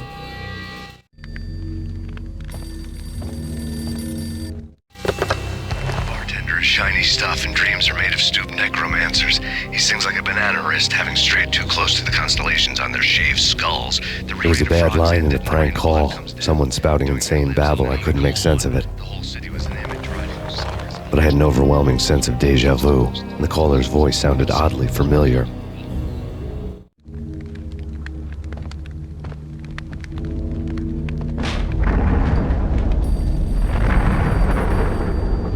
The weird piece of paper looked dangerous. There was something disturbingly familiar about the letter before me. The handwriting was all pretty curves. You're in a computer game, Max. The truth was a burning green crack through my brain, weapon statistics hanging in the air, glimpsed out of the corner of my eye, endless repetition of the act of shooting, time slowing down to show off my moves, the paranoid feel of someone controlling my every step. I was in a computer game. Funny as hell, it was the most horrible thing I could think of.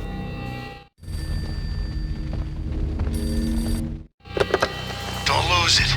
It's Valkyr. The drug. Snap out of it. Try to remember. It was a bad line in a prank call, someone spouting insane babble. I couldn't make sense of it. But I had an overwhelming sense of déjà vu, and the caller's voice sounded oddly familiar.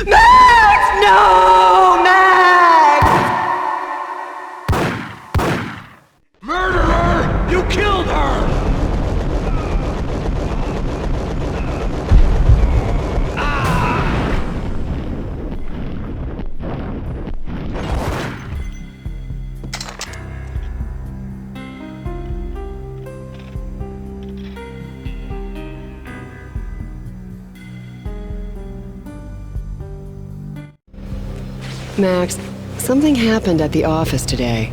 A strange memo. Something about Vikings. Honey, I gotta run. You can tell me all about it this evening. Have a nice day, darling. The bullet holes were rubies on her chest, blood glowing on her ivory skin. She was so beautiful. The killer was smiling. The flesh of fallen angels. Slowly, the green nightmare faded, leaving dark stains on my soul that would never come off. I felt like flatlining. I was all shook up. I woke up in a cold sweat, sick and tired to the bone, lying in a puddle of my own puke. The hag had said take me to Cold Steel before it had all gone crazy. It was a clue, the only one I had. It took me forever to crawl back to my feet and hit the road, but when I did, I drove straight to Cold Steel Foundry outside the city. There was a whole lot of action around the place for a freezing winter night. Trucks coming and going, men running. I had the drop on the mystery witch. She thought I was dead. I was on her blind side. I was going in. The bad trip had put me in a crazy mood, adrenaline pumping through my aching veins. Staggering on the mill roof in ice and snow and wild wind, I was a ninja. My kung fu was strong. I wasn't kidding anybody. At best, I was Superman on kryptonite about to fall through a skylight, down to where it was all going down. A half-abandoned industrial area in the middle of nowhere. The factory was a perfect front for any number of illegal activities.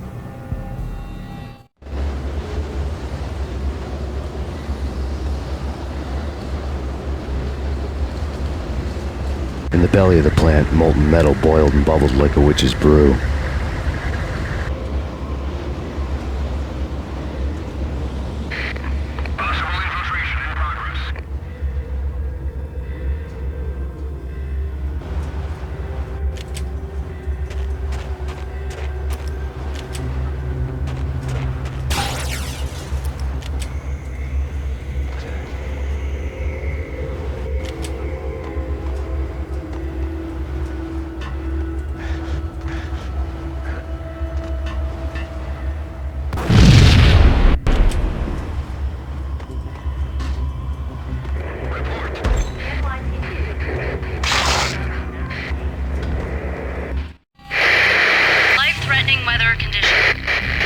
record-breaking killer storm.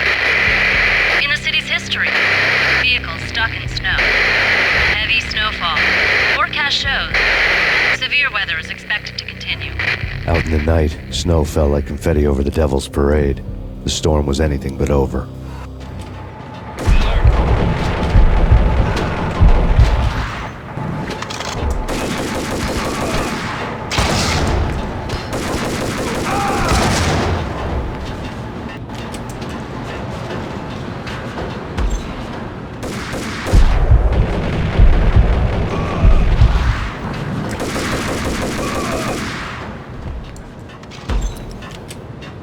Can you believe it?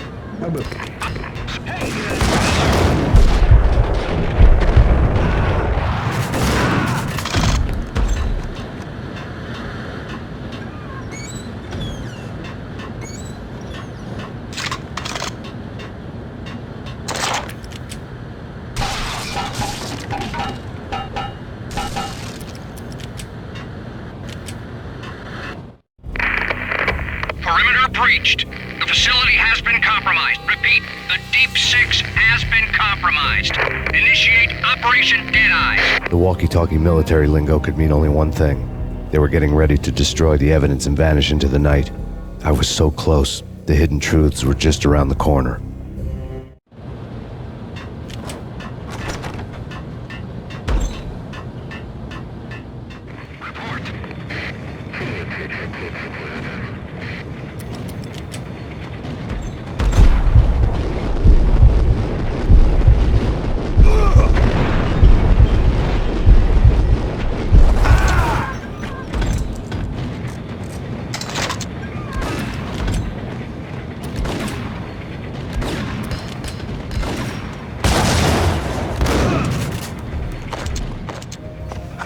The mercenaries were running a tight operation, paperwork and all.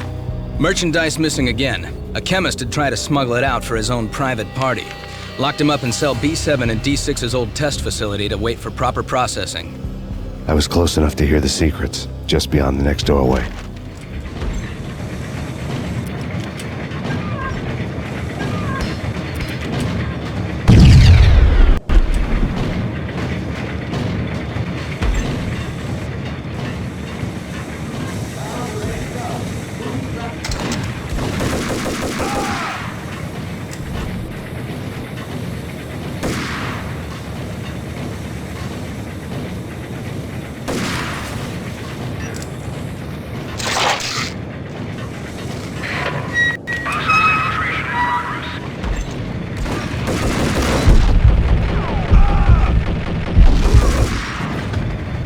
The monitor showed me the way.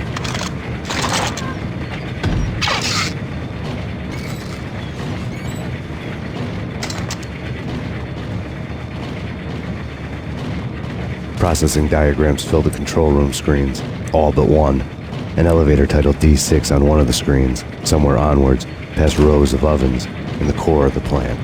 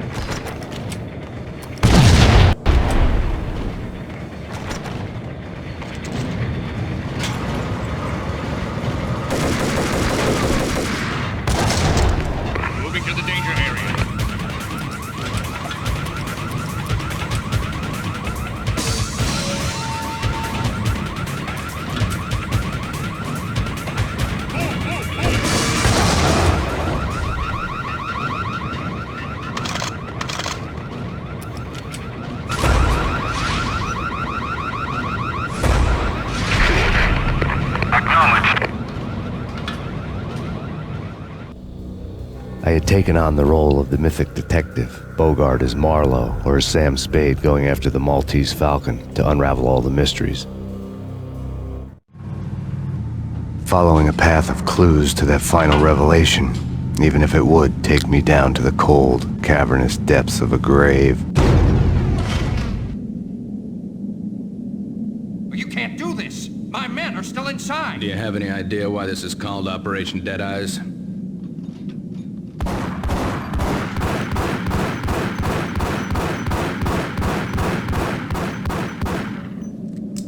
I think he's dead already. Let's do it.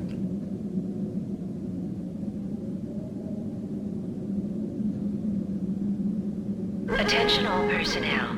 The self-destruction sequence has been initiated. Evacuate the complex immediately. We've got company. The self-destruction sequence has been initiated. Proceed to the nearest exit immediately. I had seen the logo on the floor before. There was an old army bunker under the steel mill. I knew the military plaque on the floor. I had seen 1,000 variations of the insignia on crumbling brick walls everywhere in the city. The sword replaced by a syringe. Project Valhalla, V for Valkyr, V for Valhalla. All of a sudden it read like a crackpot conspiracy theory.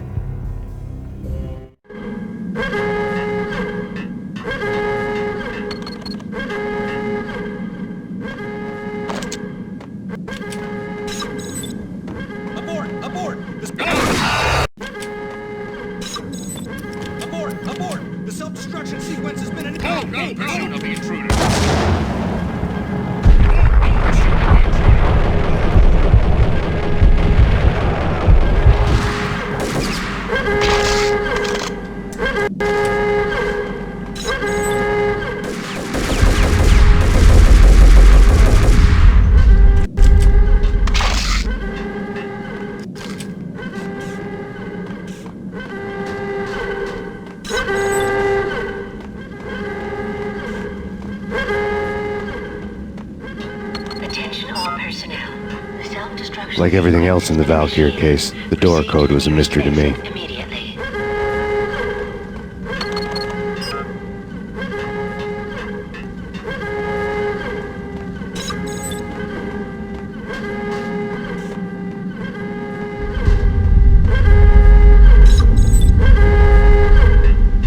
The chemist had been using the workstation when he died. The half-life of the lab rat had ended online, his password blinking on the screen. 665, neighbor of the beast.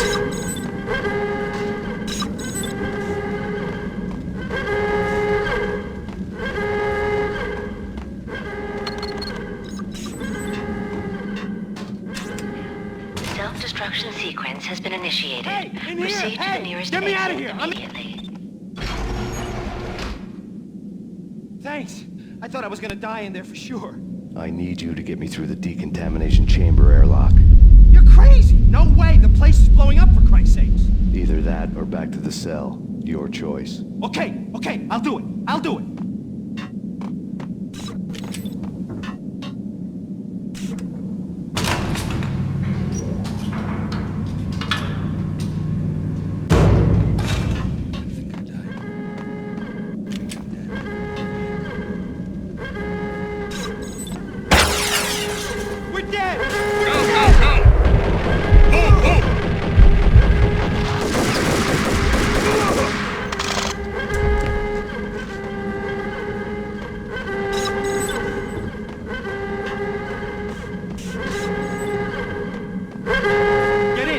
After this, you can go. You're a free man. Attention all personnel. Decontamination self-destruction sequence has been initiated. Proceed to the nearest exit immediately. Decontamination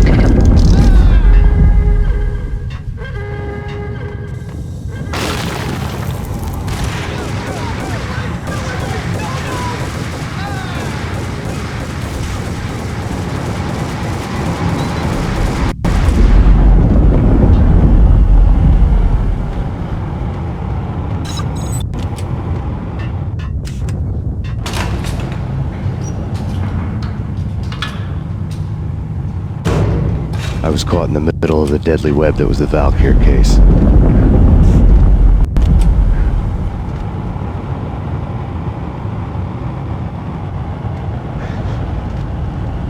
One of the lab terminals had the project logo on the screen. Top secret. Project Valhalla. U.S. Army. Yggdrasil Network. Valhalla, the otherworldly place in Norse mythology where the bravest heroes spent their afterlife feasting and fighting forever, their wounds miraculously healed night after night. Valkyr, the maidens who chose the most courageous Viking warriors and carried them to Valhalla. 1991. The research objective is to create a chemical substance to enhance the stamina and morale of infantry troops. 1995. Results unsatisfactory. Project cancelled. Someone had decided to continue the sick experiment unauthorized. Project compromised. Data leak. Fix the damage by any means necessary. Security clearance red. Authorized by the project lead. Field test. Double the dosage for all the remaining test subjects. Observe and record the subject's behavior in an urban setting. The drop-off point was my old address in New Jersey. The file dated 3 years ago. Just when you thought you had reached the deepest depths of horror, it suddenly got worse. How to turn off that small voice inside your head that started to whisper that you should be glad that now, if not before, your revenge was justifiable on any conceivable moral scale. That small voice proved, beyond any doubt, that I was damned. The dagger-heeled woman had come and gone a long time ago. There was nothing more for me here. The bunker's name was acting as a self-fulfilling prophecy.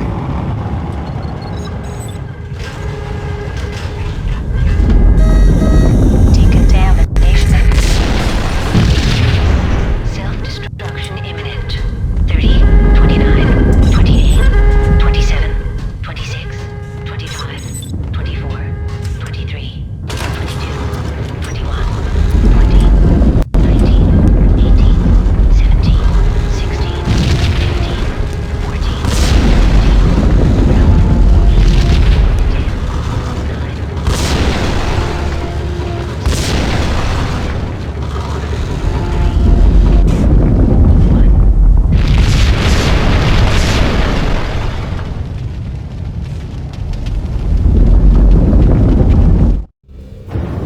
Piece together a jigsaw, and the final picture is you finishing that same puzzle. A mad, green-eyed killer standing behind you. An urban legend come true. The Project Valhalla test subjects had been the mad junkies who had murdered my loved ones. The rest was simple body count math. It all pointed to her. Ms. Valkyr. The factory went up in a fiery inferno behind me. All my leads were dead, turned to smoke and dust. I had lost my way. I hadn't slept in a million years.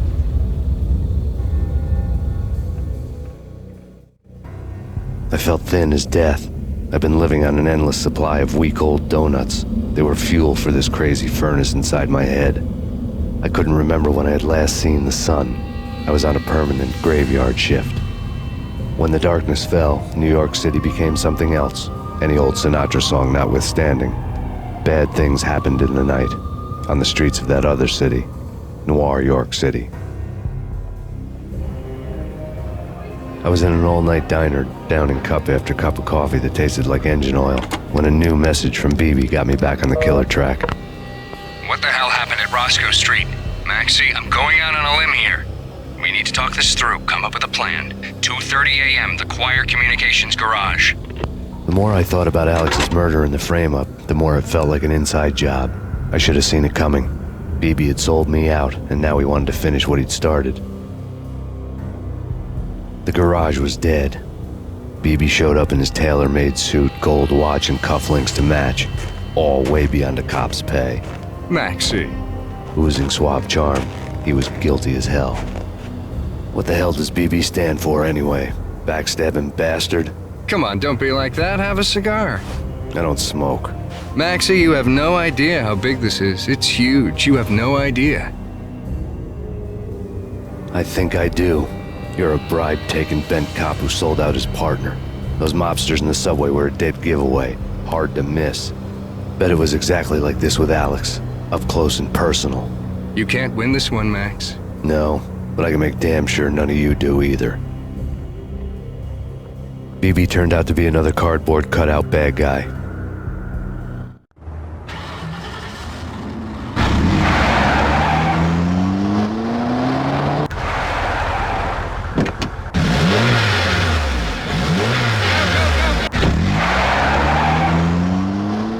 A bad cop on the take. A cowardly right-hand man fleeing from the scene, leaving his paid thugs to do his dirty work.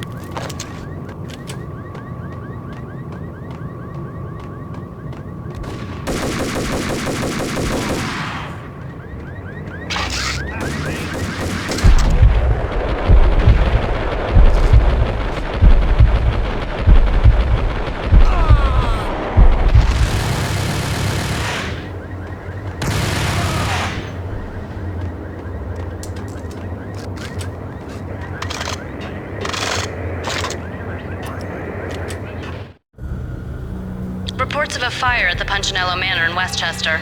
The manor is the home of Angelo Punchinello, the alleged head of the Punchinello crime family. The police are now saying, contrary to their earlier statements, that Max Payne is still alive and at large. He continues his vendetta against the Mafia, of which this last act of arson is attributed to. I had no recollection of setting any fires, but I did remember the flames.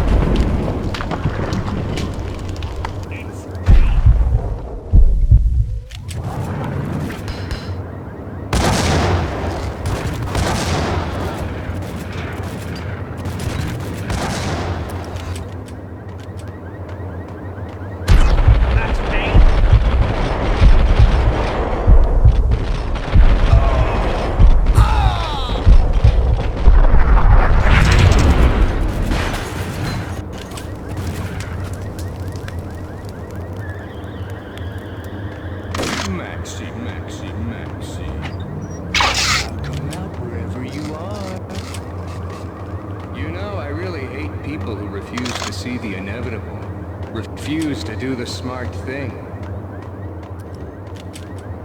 No, I must do the right thing.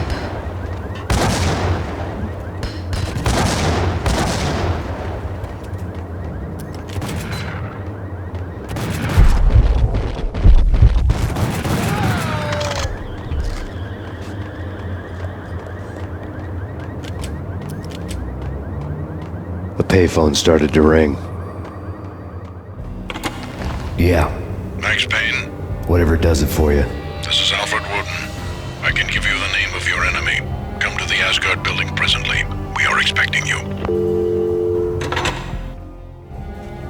Woden was waiting for me on the steps of the old building. Mr. Payne, let's go inside. The others are anxious to begin. The others? Despite the general misconception, this building actually predates the City Hall by 2 years, thus being the oldest municipal building still in use here at the foot of the Brooklyn Bridge. No kidding. The old man played tour guide as he led me through a dark, domed hall. The answers I was after loomed large ahead.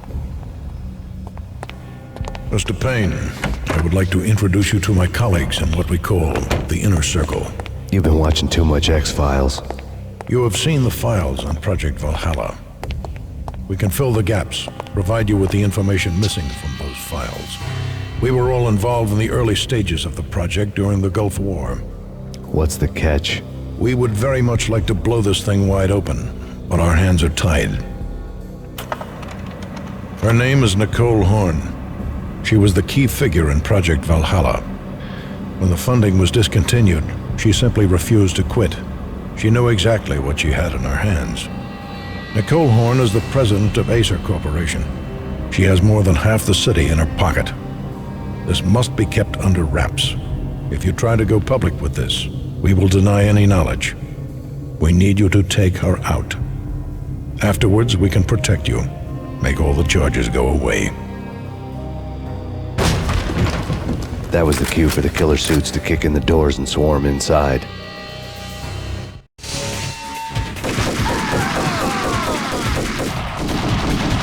It was an impressive floor show, but I decided to leave early anyway.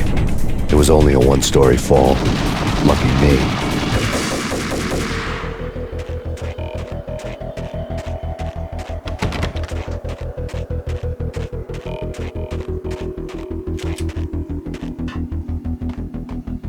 Acknowledged. Target escaped. Last confirmed location, the inner courtyard. Search and destroy.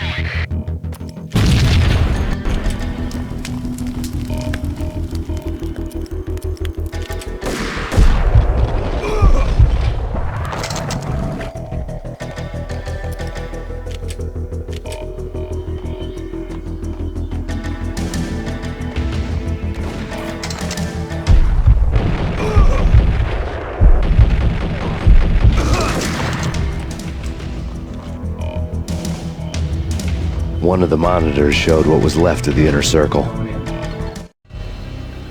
On screen, the so-called corpse of Alfred Woden stood up, miraculously waking from his dirt nap, looking smug among his dead pals. In the land of the blind, the one-eyed man is king. I didn't know how he'd pulled it off, but it was a pretty slick way to get out of all his promises. Most of what he had said fit too well to be a load of crap.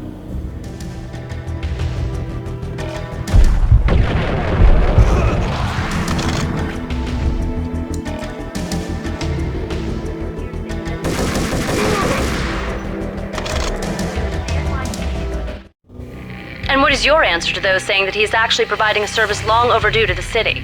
This crusade nonsense has gone too far. He's out of control. It must stop. He will be stopped. That was Deputy Chief Jim Bravura from the New York City Police Department.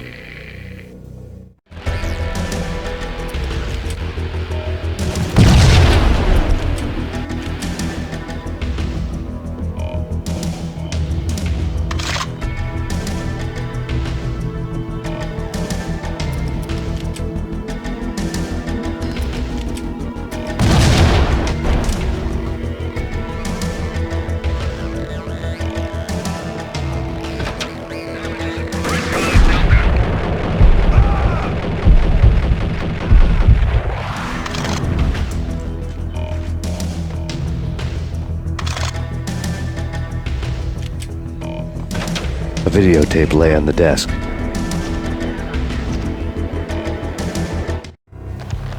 Nicole Horn had blackmailed the inner circle into silence. The tape came with a curt extortion note on a piece of expensive paper. I remembered Candy Dawn taping her clients in action on the side, selling the tapes to the highest bidder. I was sure that kinky sex was nowhere near Alfred Woden's worst sin. But I had a feeling that when this was over, any collateral would come in handy.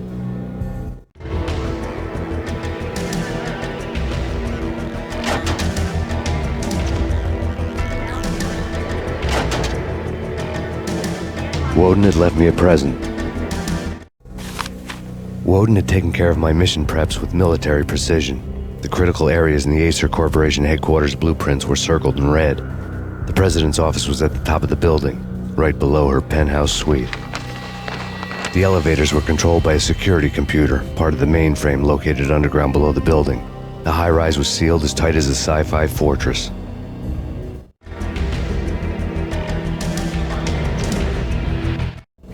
Nothing seems to stop Acer Corporation's phenomenal victory march. Incredibly, the stocks are still rocketing. Worried experts already see a danger in the company's success. Some have gone as far as to say that Acer Corporation is about to become an even bigger monopoly than Microsoft ever was. I had dreamed of revenge. Those dreams were always nightmares, of coming close and then failing. Now I was close. I had a name to guide me, Nicole Horn. I had nothing to lose.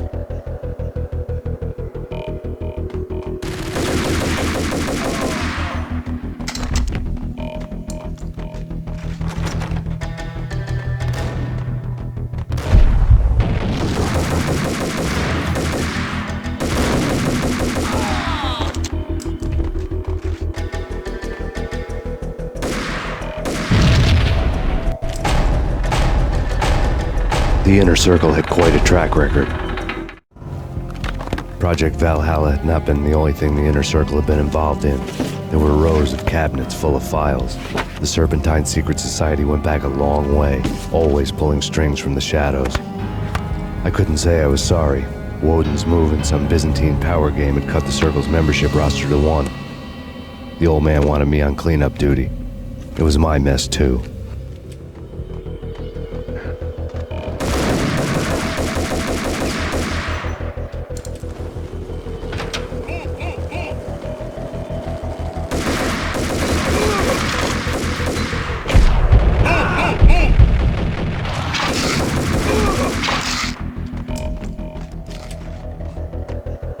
CIA, FBI, you've seen one, you've seen them all. Sure, good for a practice run.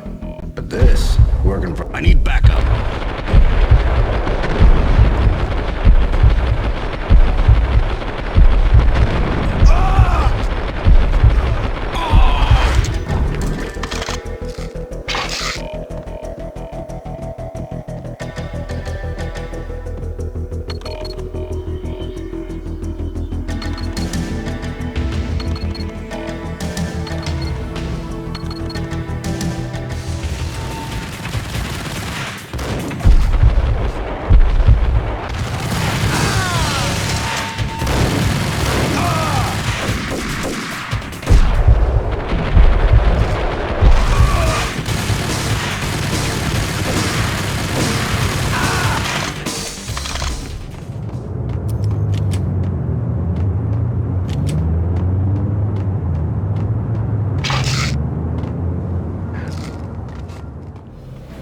Mine wasn't the most original approach to the problem. It wasn't as if it hadn't all been done before. An eye for an eye, the first principle of revenge. Old as dirt, still going strong. The cardinal rule in going after someone with an intention to kill was not to make it personal, which it almost always ended up being anyway. It did with me. I took my time, cruising around the city in the snow.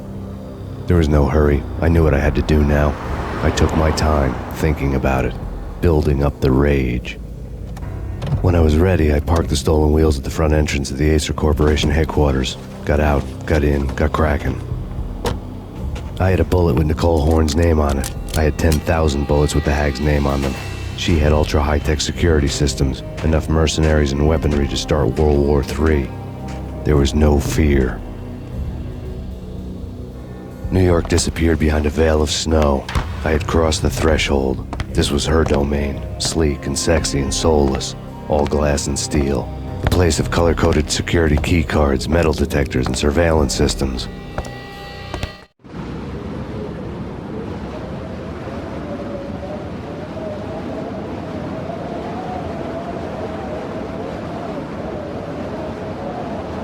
Colder than a walk-in fridge. Cold as a gun.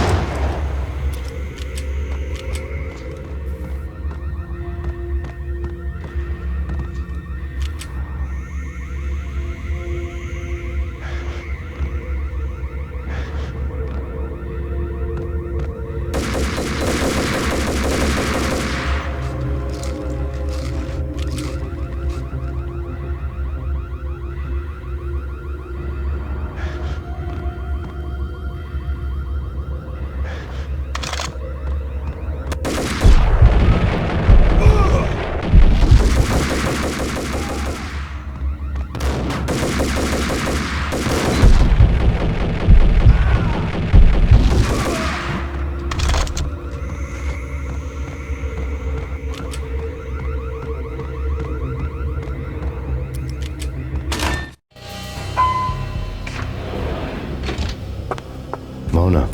Looking good. Max, we gotta stop meeting like this. It will be a cold day in hell before I let a narc cop stop me. Miss Sachs, do your job.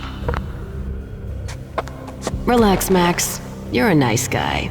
I don't kill nice guys. You're not bad yourself. It was different when Horn wanted Punchinello dead. To cut her ties to the Mafia. He deserved to die. The same goes with her. She's the bad guy here. Her sister was whispering to her in my favor. I knew the appetites of ghosts intimately. They hungered for revenge. No! A gunshot boomed and she fell down in slow motion. She was a nice girl, not really a stone-cold killer. And now she was stone-cold dead. Like religious fanatics or loyal samurai, Horn's private army was coming at me. Send me back up.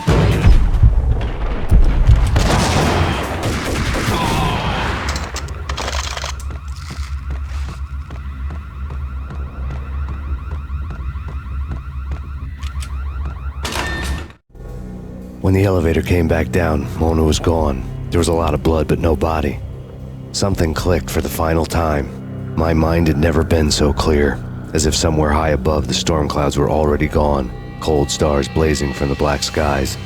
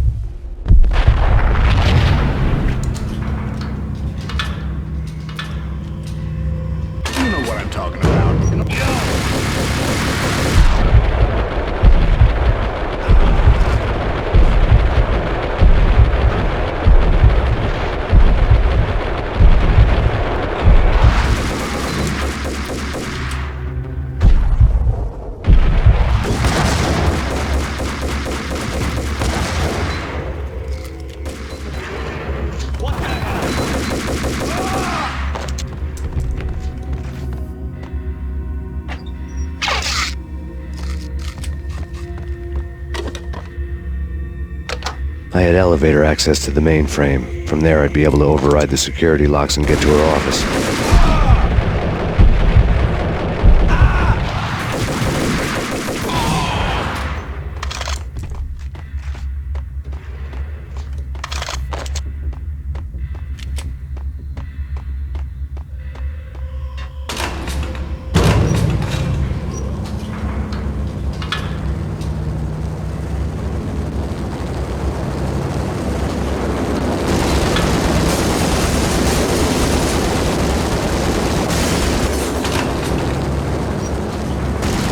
The unmarked chopper was Horn's pet guardian, inhuman and flawless. It was stalking me.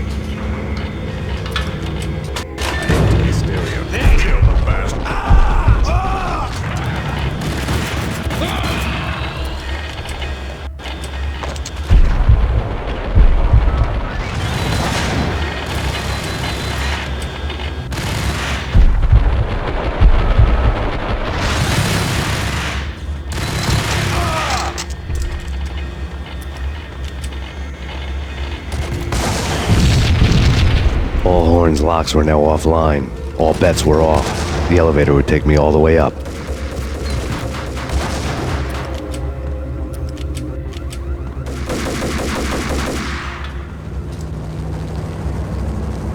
Seen from this height, the night seemed to stretch on to eternity. A hint of desperation had crept into the snowstorm, as if it was trying to get it all out before the end.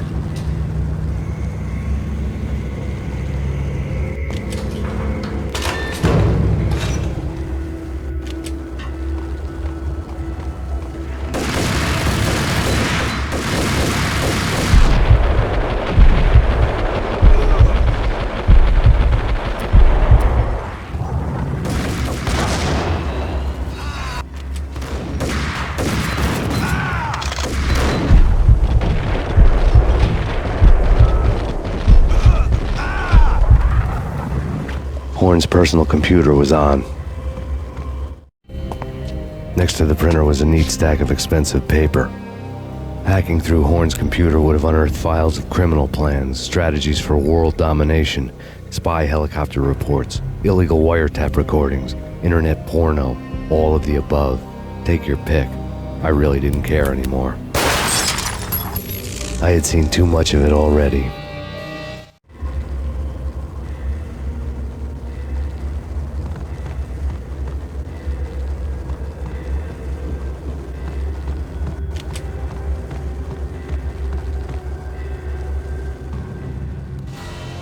Valkyr had been meant to be a white-winged maiden that would lift you to a warrior's heaven, but it turned out to be a one-way demon ride to hell. The devil was in the drug. I knew. I had met him.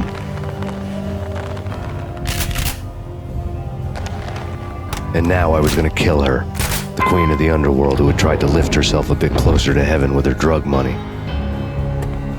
No begging, no bribes. She knew better. Honor among killers. We who were about to die. Both of us knew how this would end, in pain and suffering. All this because your wife stuck her nose into things that were none of her business.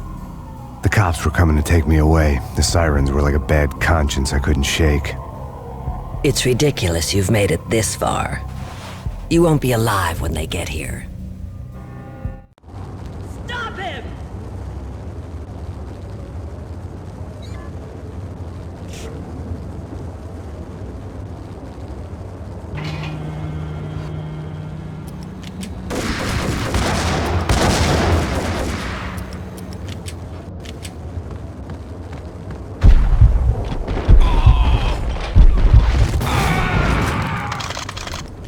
Max Payne, this is futile.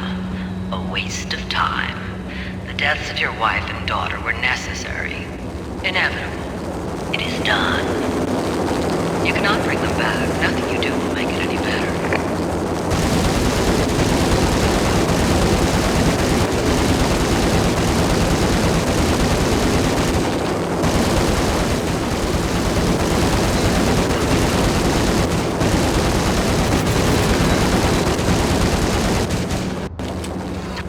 You cannot survive this. You will die. Stop fighting. Make it easy for yourself. Accept your fate. You will die here.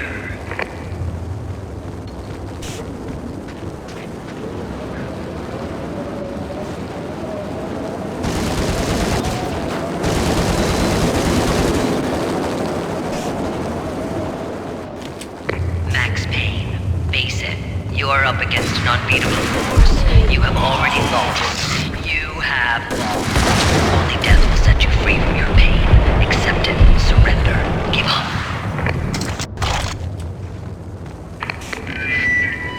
What do you mean he's unstoppable? We're superior in every way that counts. You are better trained, very quick. You outnumber him at least 20 to 1. Your job.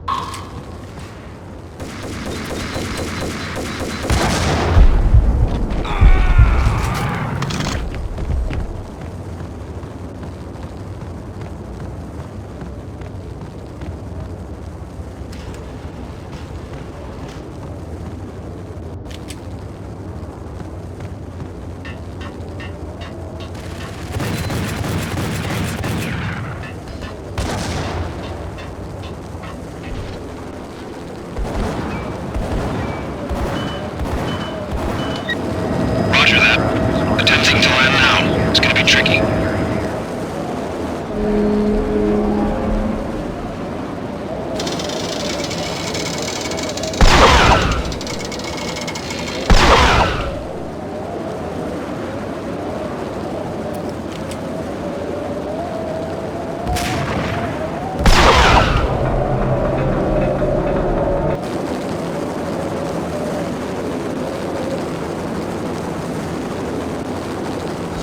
We're out of here as soon as the wind dies down. Don't like the look of that mast.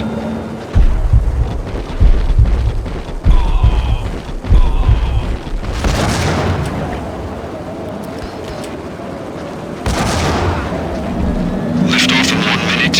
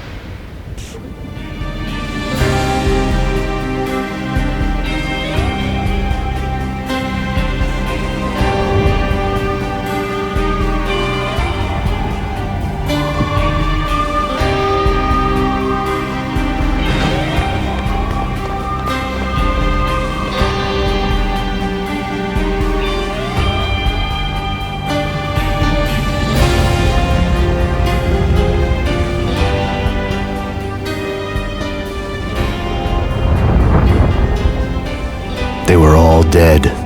The final gunshot was an exclamation mark to everything that had led to this point. I released my finger from the trigger. And then it was all over. The storm seemed to lose its frenzy. The ragged clouds gave way to the stars above. Max Payne, this is Deputy Chief Jim Bravura from the NYPD. We've got the building surrounded. Throw down your weapons and lie down with your hands behind your head. A bit closer to heaven.